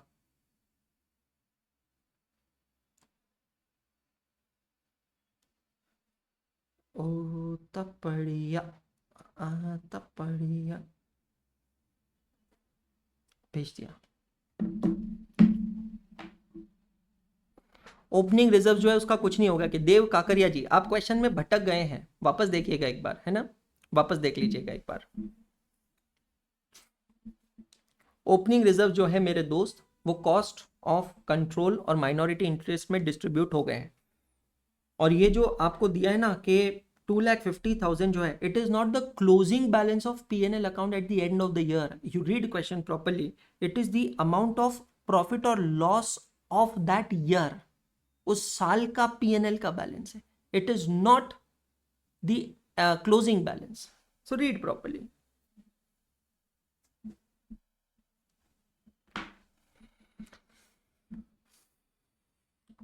मजा आया। मैं ट्रैकर में इस क्वेश्चन को मार्क कर रहा हूँ। आज की क्लास में हमने चेक किया होमवर्क क्वेश्चन 12 एंड 13, जिसमें हमें लगा first 30 minutes.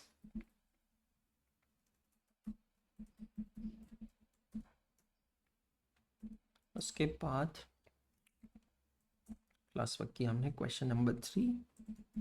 It's an important question, mark करके रखता हूँ मैं आप लोगों के लिए।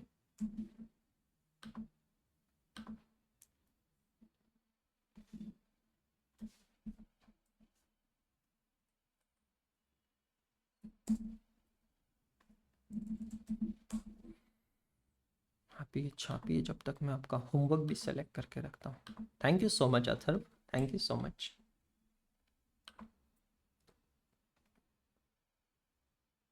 ए कबीर, क्या बोल रहा है रे? Bad boys, very bad boys.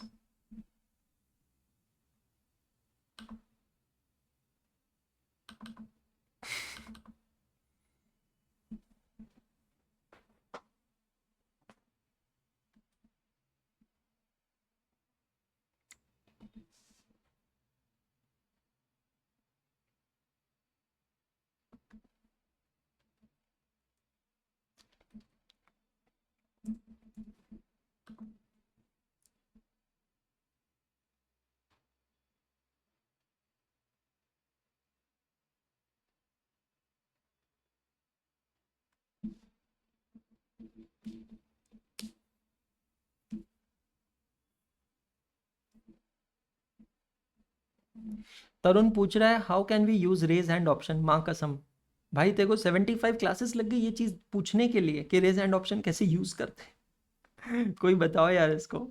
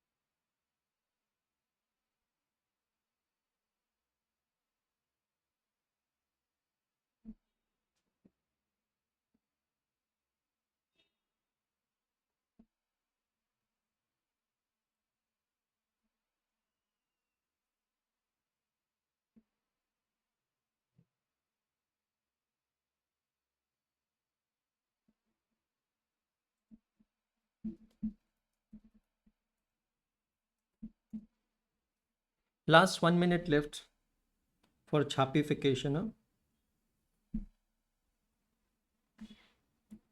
उसके अंदर किसी का नहीं होगा तो फिर आप एज यूजुअल कॉपी कर लेना मॉड्यूल से।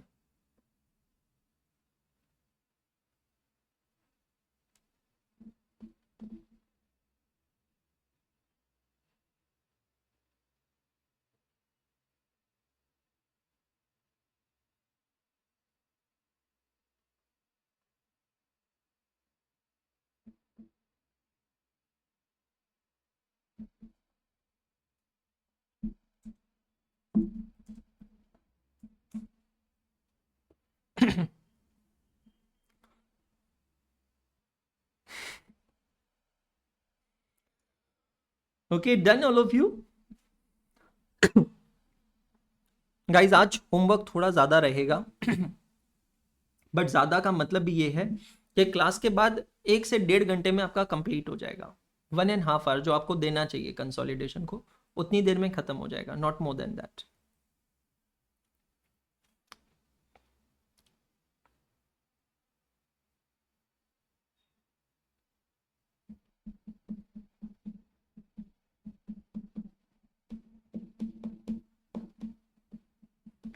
चलिए आगे बढ़ते हैं।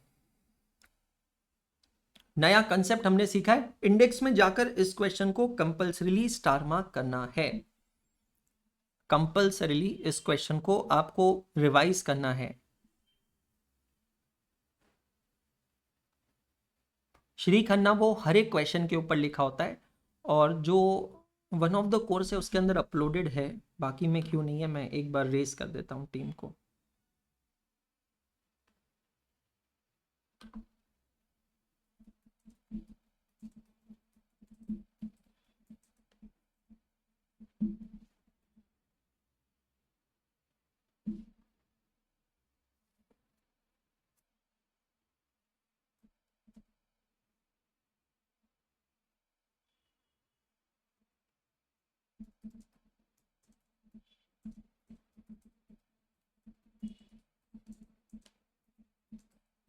एक मिनट मैं मैसेज कर रहा हूं।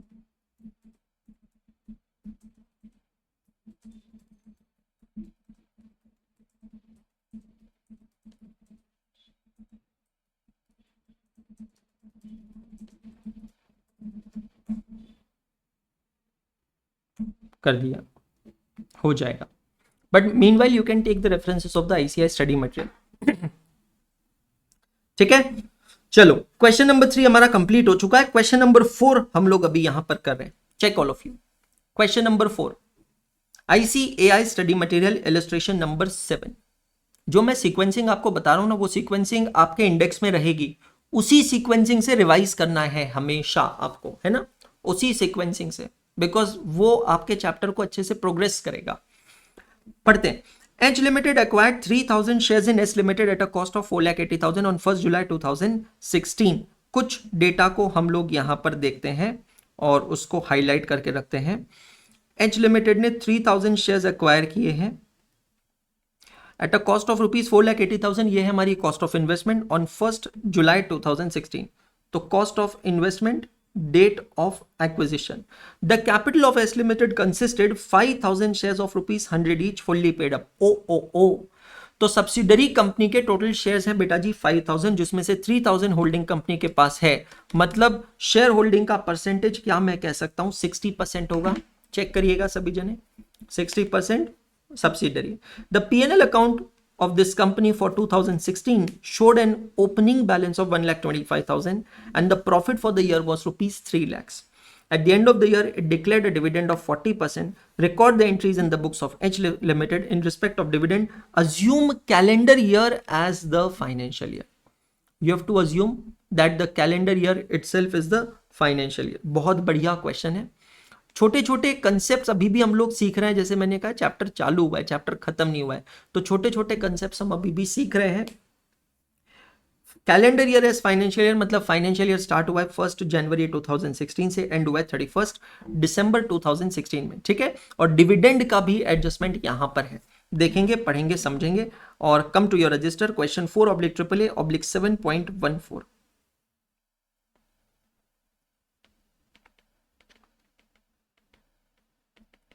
कुछ चीजें मैं आपको एक्सप्लेन कर रहा हूं, ठीक है, उसको बस समझिएगा, क्योंकि अब से इसके बाद से हम थोड़ा लेवल चेंज कर रहे हैं टॉपिक का। आपके जो होमवर्क क्वेश्चंस हैं आज के, they are based on the same level, whatever level we achieve till now. I think dividend उसमें नहीं आएगा आज के होमवर्क क्वेश्चंस में, लेकिन कल से जो होमवर्क क्वेश्चंस होंगे उसमें डिविडेंड आएगा। Don't draw this timeline if it's not required, just wait and watch. Your financial year starts as a calendar year, that is 1st January, what is the year given, 2016, and the year ending date is 31st December 2016. I hope it is absolutely clear to all of you. Your investments are made on 1st July 2016, so 3 महीने बाद, date of investments 1st July 2016. The capital is given. P&L account of the company showed opening balance of 1,25,000. So इस date का balance है 1,25,000.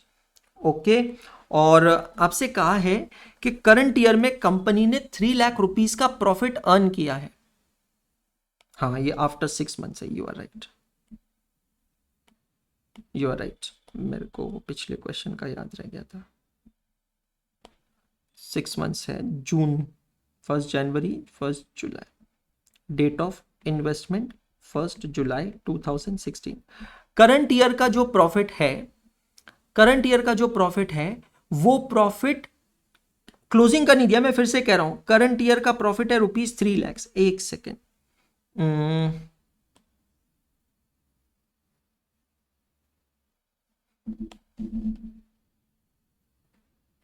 Profit for 2016 rupees 3 lakh. अगर dividend का adjustment नहीं होता था, अगर डिविडेंड का एडजस्टमेंट नहीं होता था, तब तो फिर क्वेश्चन बहुत आसान था. जैसे हमने पिछले क्वेश्चन में किया, हम टाइम रेशियो के बेसिस पे 3 लाख रुपीस का जो प्रॉफिट है, उसमें से 6 मंथ्स का प्रॉफिट 1,50,000 प्री में डालते थे, 1,50,000 पोस्ट में डालते थे. बट क्वेश्चन वो नहीं है.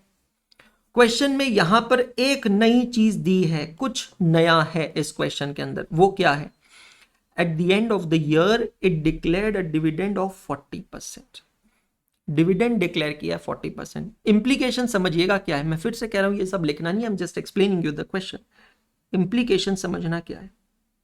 मैं यहां पर आप लोगों के लिए बना रहा हूं P&L appropriation account of S limited for the year ending 31 December 2016. P&L appropriation account सिर्फ आपको समझाने के लिए, बाकी कोई मेरा इंटेंशन नहीं है. ठीक है. इस अकाउंट में अगर आप देखेंगे तो ओपनिंग बैलेंस दिखेगा, बाय बैलेंस ब्रॉट डाउन 1,25,000. इस अकाउंट में दिखेगा कि करंट ईयर का प्रॉफिट है, बाय नेट प्रॉफिट फॉर 2016. कितना है बेटा जी? 3 लाख रुपए, 3 लाख रुपीस. और इस अकाउंट में एक और चीज दिखेगी, थोड़ा थोड़ा कैश फ्लो स्टेटमेंट का डेटा रिकॉल कीजिएगा. इस अकाउंट में एक चीज और दिखेगी, वो है डिविडेंड. आपने डिविडेंड पे किया है. एस लिमिटेड सब्सिडरी कंपनी के टोटल नंबर ऑफ शेयर्स कितने हैं चेक करना. 5,000 शेयर्स ऑफ 100 रुपीज ईच, मतलब 5 lakh rupees. 5,000 equity shares into rupees 100 and the rate of dividend is 20%. तो 5 लाख का 20% होता है 1 लाख रुपीस. मतलब closing balance of P&L account जो होगा वो कितना होगा? To balance carry down. So यहां पर है 4,25,000. मैं सिर्फ आपको क्वेश्चन एक्सप्लेन कर रहा हूं और एक प्रॉब्लम स्टेटमेंट आपके सामने रखूंगा. 4,25,000, 1 लाख का डिविडेंड गया, ईयर एंडिंग पे नेट प्रॉफिट बचेगा 3,25,000. ये डेटा सबको क्लियर हुआ क्या? डेटा सबको समझ में आ गया? 40% है डिविडेंड. अच्छा ठीक है, no problem. Let me make change accordingly.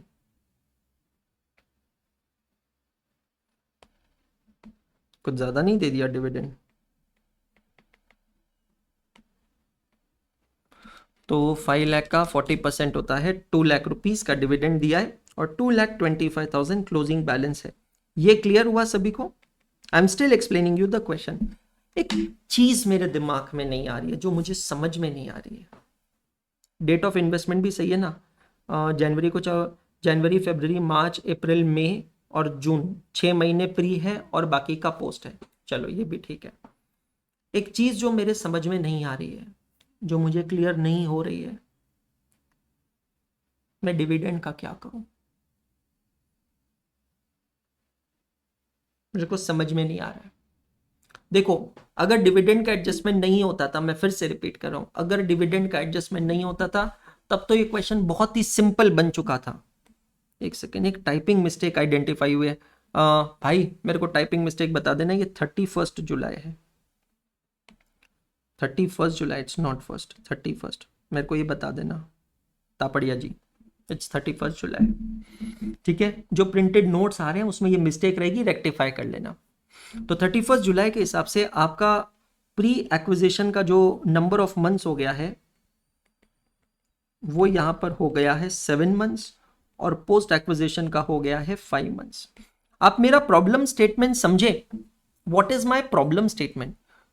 I am not able to understand how should I allocate और distribute the amount of dividend.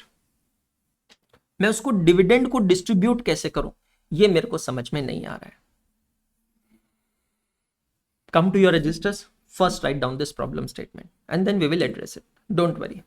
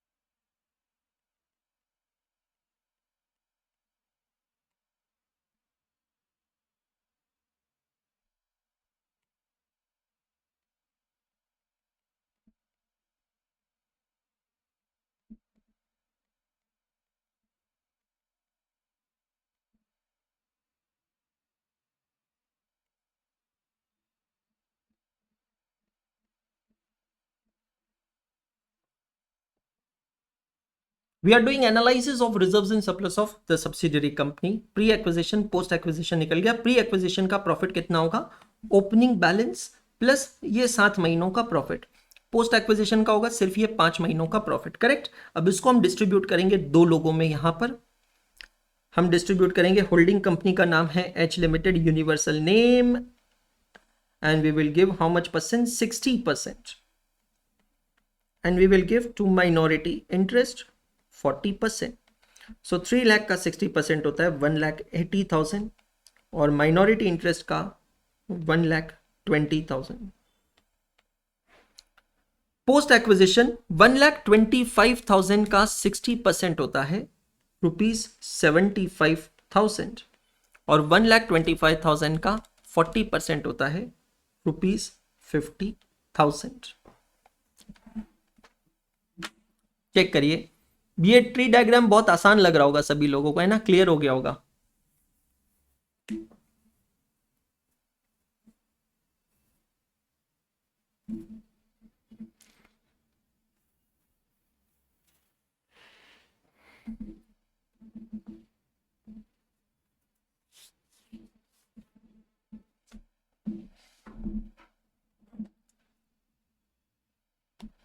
Record the entry in the books of H Limited in respect of dividend. अब अच्छे से समझना, किसकी books में entries record करनी है आपको? एच लिमिटेड के बुक्स में एंट्रीज रिकॉर्ड करनी है आपको। क्लियर हुआ? एच लिमिटेड कौन है? इन्वेस्टर है। एच लिमिटेड है इन्वेस्टर, और इन्वेस्टर के बुक्स में आपको एंट्री रिकॉर्ड करनी है डिविडेंड की। Entry of dividend received from S limited. बेटा जी, एस लिमिटेड ने जो टोटल डिविडेंड पे किया है 2 लाख, उसमें से एच लिमिटेड को कितना डिविडेंड मिलेगा? एच लिमिटेड का शेयर कितना बनता है?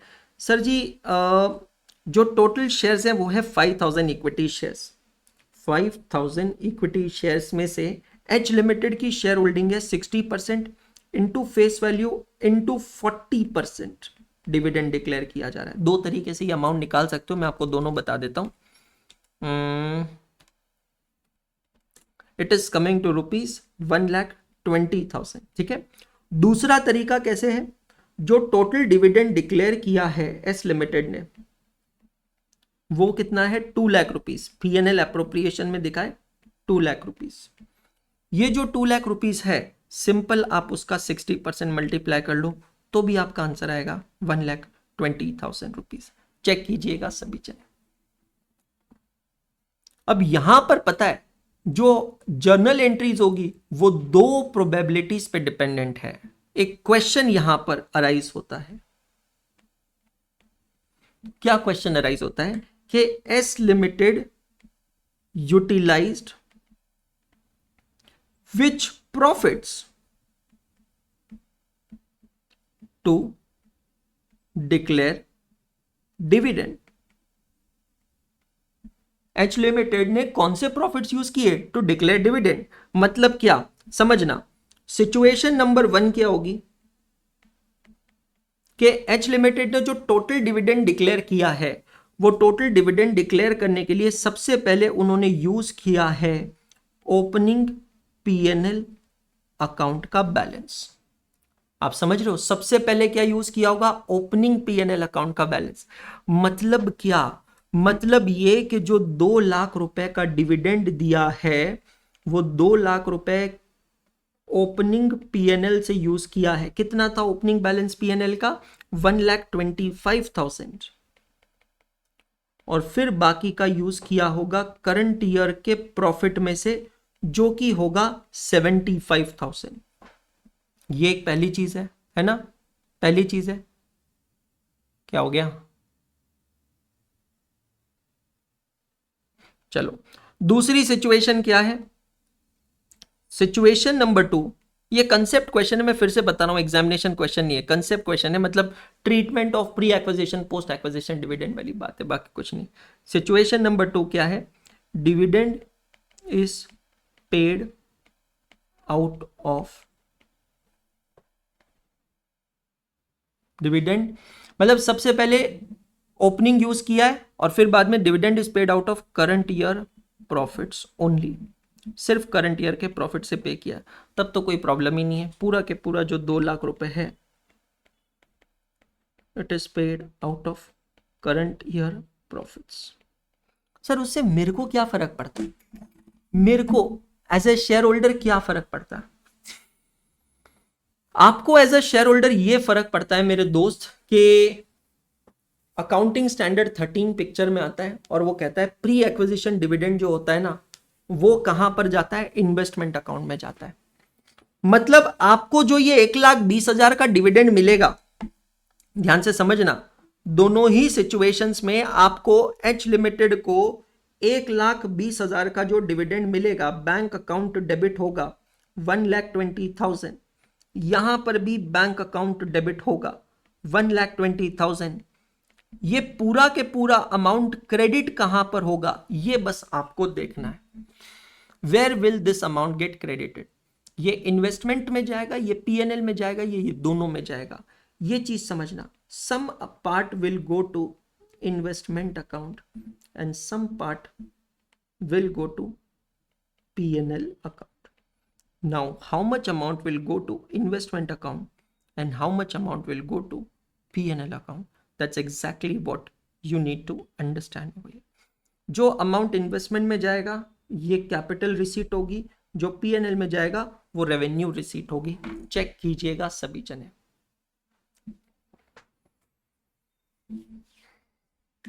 कंसेप्ट क्लियर हो रहा है ना? आपको समझ में आ रहा है जो मैंने कहा है आपसे?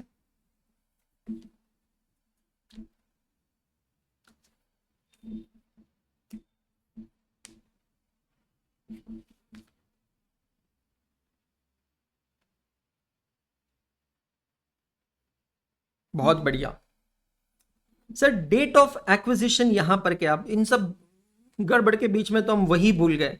डेट ऑफ एक्विजिशन है 31 जुलाई 2016। तो सर इतने पीरियड का जो प्रॉफिट है, इसमें से जो डिविडेंड दिया है वो प्री एक्विजिशन है, और इसके बाद जो दिया है वो पोस्ट एक्विजिशन है। मतलब सर अगर मैं सिचुएशन 2 में आऊं जहां पे कहता है कि पूरा के पूरा जो 2 लाख रुपए का डिविडेंड है वो करंट ईयर के प्रॉफिट से दिया है, तब तो सर विषय खत्म है। मतलब क्या कहना क्या चाहते हो, तब तो सर जो भी डिविडेंड मुझे मिला है उसको आप टाइम रेशियो में डिस्ट्रीब्यूट कर दीजिए। मतलब इन्वेस्टमेंट अकाउंट्स में कितने महीने का प्रॉफिट जाएगा, 7 मंथ्स का, और यहां पर 5 मंथ्स का। आप समझ रहे हो मेरी बात। The total dividend what you have received, if that dividend is out of the current year profit only, then my dear friends please अच्छे से समझना, 1,20,000 रुपीज का जो आपको डिविडेंड मिला है, अगर ये पूरा डिविडेंड करंट ईयर के प्रॉफिट का है तो 1,20,000 इंटू 7/12 ये है आपका प्री एक्विजिशन का प्रॉफिट, और 1,20,000 रुपीज इंटू 5/12 ये है आपका पोस्ट एक्विजिशन का प्रॉफिट। तो 1,20,000 इंटू 7/12 मतलब 70,000 rupees is your capital receipt. और ये 70,000 रुपीज की जो कैपिटल रिसीट है ये कहां पर जाएगा बेटा जी, ये जाएगा इन्वेस्टमेंट अकाउंट में, बिकॉज ये कैपिटल रिसीट है प्री एक्विजिशन। और 50,000 रुपीज जाएगा प्रॉफिट एंड लॉस अकाउंट में, बिकॉज पोस्ट एक्विजिशन है। मतलब सिचुएशन नंबर 2 के अंदर जो हमारी सब्सिडरी कंपनी थी, सब्सिडरी कंपनी ने अपने ओपनिंग प्रॉफिट्स को यूज ही नहीं किया। जो भी 2 लाख रुपीस का डिविडेंड करंट ईयर में पे किया है, the entire dividend is paid out of current year profits. And in current year I have made investment after 7 months. That means first 7 months of profit is pre-acquisition profit. Next 7 months of profit is a post-acquisition profit. Check all of you. So bank account debit to investment and to P&L account. Table of content के अंदर एक point था, 5 number का point याद है ना आप सभी को, treatment of dividend declared by subsidiary company. Treatment of dividend declared by the subsidiary company.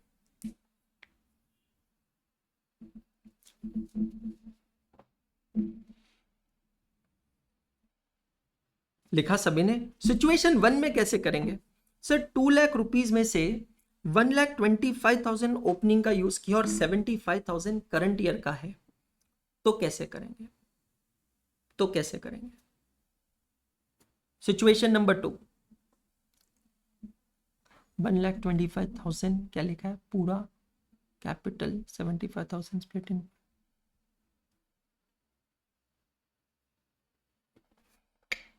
think on it.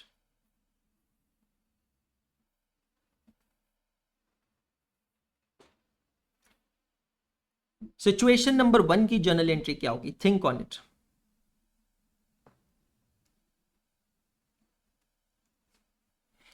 आपको मैं एक चीज बता दूं, practically academically this is the mostly followed situation, and this is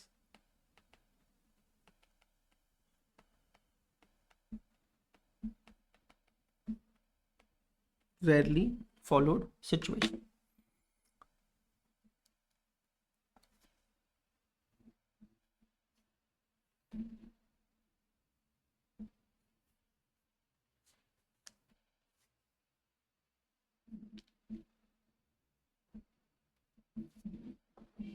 Opening split in ratio, okay.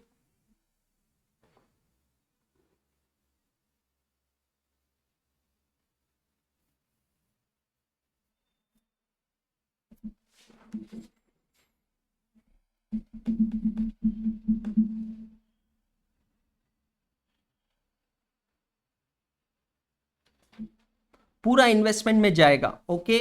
1,16,666 investment में जाएगा, okay.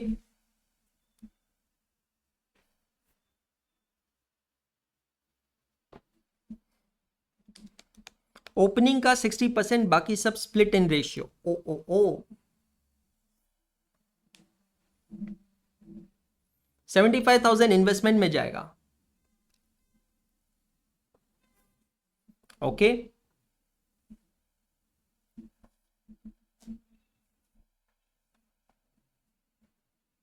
1,25,000 investment में जाएगा। मॉड्यूल ओपन करके बैठो।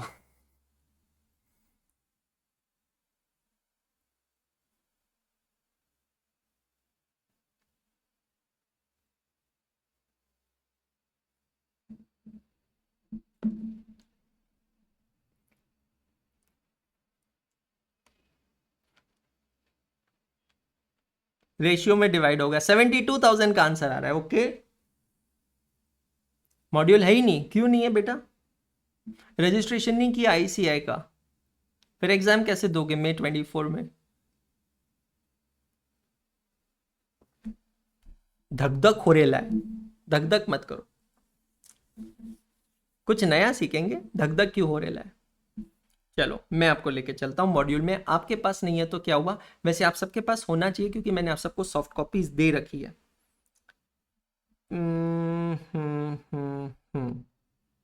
ईयर, ये हमारी सिचुएशन 2 है जो मैंने आपके लिए सिचुएशन 2 बनाई है। The profits for 2001 has been utilised to pay the dividend. तो हमारे हिसाब से ये हमने बनाई है situation number 2। Situation number 2 clear हो गया सभी को? कोई बात नहीं, पढ़ो वापस। The share of H Limited in profit for the first 7 months is 1,05,000। तो 1,75,000 का 3/5, करेक्ट। तो हमने ये एंट्री पास की है, bank account debit to investments and to PNL 70,000 50,000। ये क्लियर हो गया सभी को? हमारी सिचुएशन 2। अब समझना, later profits have been utilised first and then pre acquisition profits. Situation number 1 मेरे को शायद थोड़ा मॉडिफाई करना पड़ेगा, मैंने शायद गलत आइडेंटिफाई कर लिया। Later profits have been identified first and then pre acquisition profits. Later profits have been identified first and then pre-acquisition profits. Later profits utilized first and then pre-acquisition profits. इस situation के अंदर क्या होगा समझना। In such case the whole of the 75,000, ये वाली figure कहां से आई? ये वाली फिगर कहां से है? कोई बात नहीं रिजा खान, काफी बार कुछ क्विज इसलिए नहीं होते हैं क्योंकि आंसर सही या गलत आना चाहिए। ये वाली फिगर कहां से आई? 75,000। ये आंसर आया है, वैसा नहीं है किसी का आंसर नहीं है, ये आंसर दिया एक स्टूडेंट ने। 75,000 की फिगर कहां से आई ये चेक करिएगा। Pick up this figure,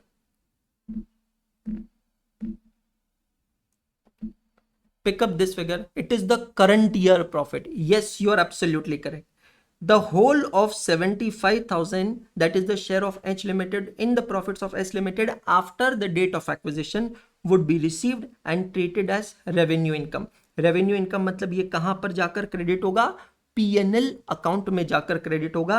The remaining dividend कैसे निकालेंगे? Total dividend 1,20,000 minus current year का dividend 75,000, the remaining dividend of 45,000 would be the capital received and the entry will be 1,20,000 debit in bank to investment account 45,000 to investment account 45,000 and to P&L account 75,000. Situation number 1 is the situation which is this. In situation number 1, again I repeat, क्या किया है? सबसे पहले later profits are utilized first and then pre-acquisition profits are utilized. Clear हुआ?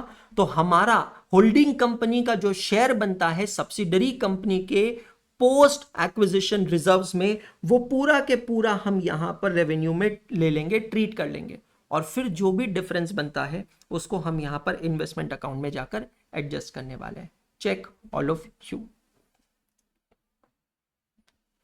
Correct?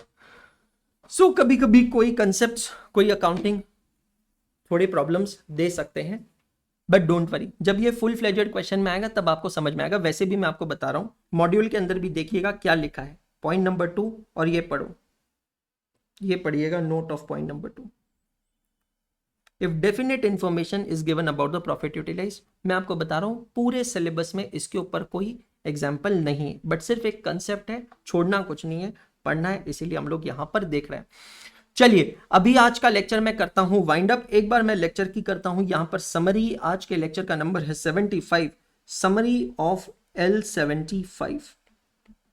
आज के lecture का, अरे 75 बेटा 5 नहीं, क्यों हार्ट अटैक दे रहा है। Lecture of 75। आज के लेक्चर की समरी क्या है? हमने सबसे पहले आज चेक किया हमारा होमवर्क क्वेश्चन। कल के जो हमारे होमवर्क क्वेश्चंस थे उसको हमने अच्छे से चेक किया। ओके, चेक कर लेने के बाद में हम लोगों ने आज क्लास वर्क किया, question number 3 and question number 4। अब मेरी बात ध्यान से सुनिएगा, अब है आपका आज का होमवर्क। अब है आपका आज का होमवर्क। क्वेश्चन नंबर 13, एक मिसप्रिंटिंग हुई है, 13 क्वेश्चन 2 बार नंबरिंग हो गए। तो क्वेश्चन नंबर 13 आपको करना है विराट और अनुष्का वाला। इंस्टीट्यूट भी देखो कितनी बड़ी फैन है क्रिकेट की। विराट और अनुष्का का क्वेश्चन करना है, क्वेश्चन नंबर 15 और क्वेश्चन नंबर 16। 3 क्वेश्चंस आपका आज का होमवर्क है। Let me show you the questions one. ये वाला क्वेश्चन नंबर 13 आपने कल किया था, आईसीआई मॉड्यूल का इलस्ट्रेशन नंबर 11। मैं आपको रेफरेंसेस दे रहा हूं, चेक करना। ये वाला क्वेश्चन आज आपको करना है, homework of lecture number 75, ICI study material illustration number 12। Check करिएगा, ICI study material illustration number 12। Correct, आपको रेफरेंसेस चाहिए थे वो मैं आपको दे रहा हूं। इजी क्वेश्चन है, आसान क्वेश्चन है, फटाफट हो जाएगा। इसमें कोई मेजर एडजस्टमेंट नहीं है, सिंपली आपको कंसोलिडेटेड बैलेंस शीट बनानी है। उसके बाद आपको करना है क्वेश्चन 15 और 16। ये भी आसान है, सिर्फ आपको यहां सीओसी कैलकुलेट करना है, गुडविल और कैपिटल रिजर्व, गुडविल और कैपिटल रिजर्व। 15 और 16 जो है ये है आईसीएआई मॉड्यूल का प्रैक्टिकल क्वेश्चन नंबर 6 और ये है मॉड्यूल का प्रैक्टिकल क्वेश्चन नंबर 7। चेक करिएगा, प्रैक्टिकल क्वेश्चन नंबर 6 और practical question number 7। Thank you so much. उम्मीद करता हूं आज का क्लास आपको समझ में आई होगी। होमवर्क अच्छे से कीजिएगा, टाइम स्पेंड कीजिएगा। फिर से मुलाकात होगी कल की क्लास में, अगली क्लास में, लेक्चर नंबर 76 में, और फिर हम लोग इस चैप्टर को लेकर आगे बढ़ेंगे। तब तक गुड डे, शब्बा खैर।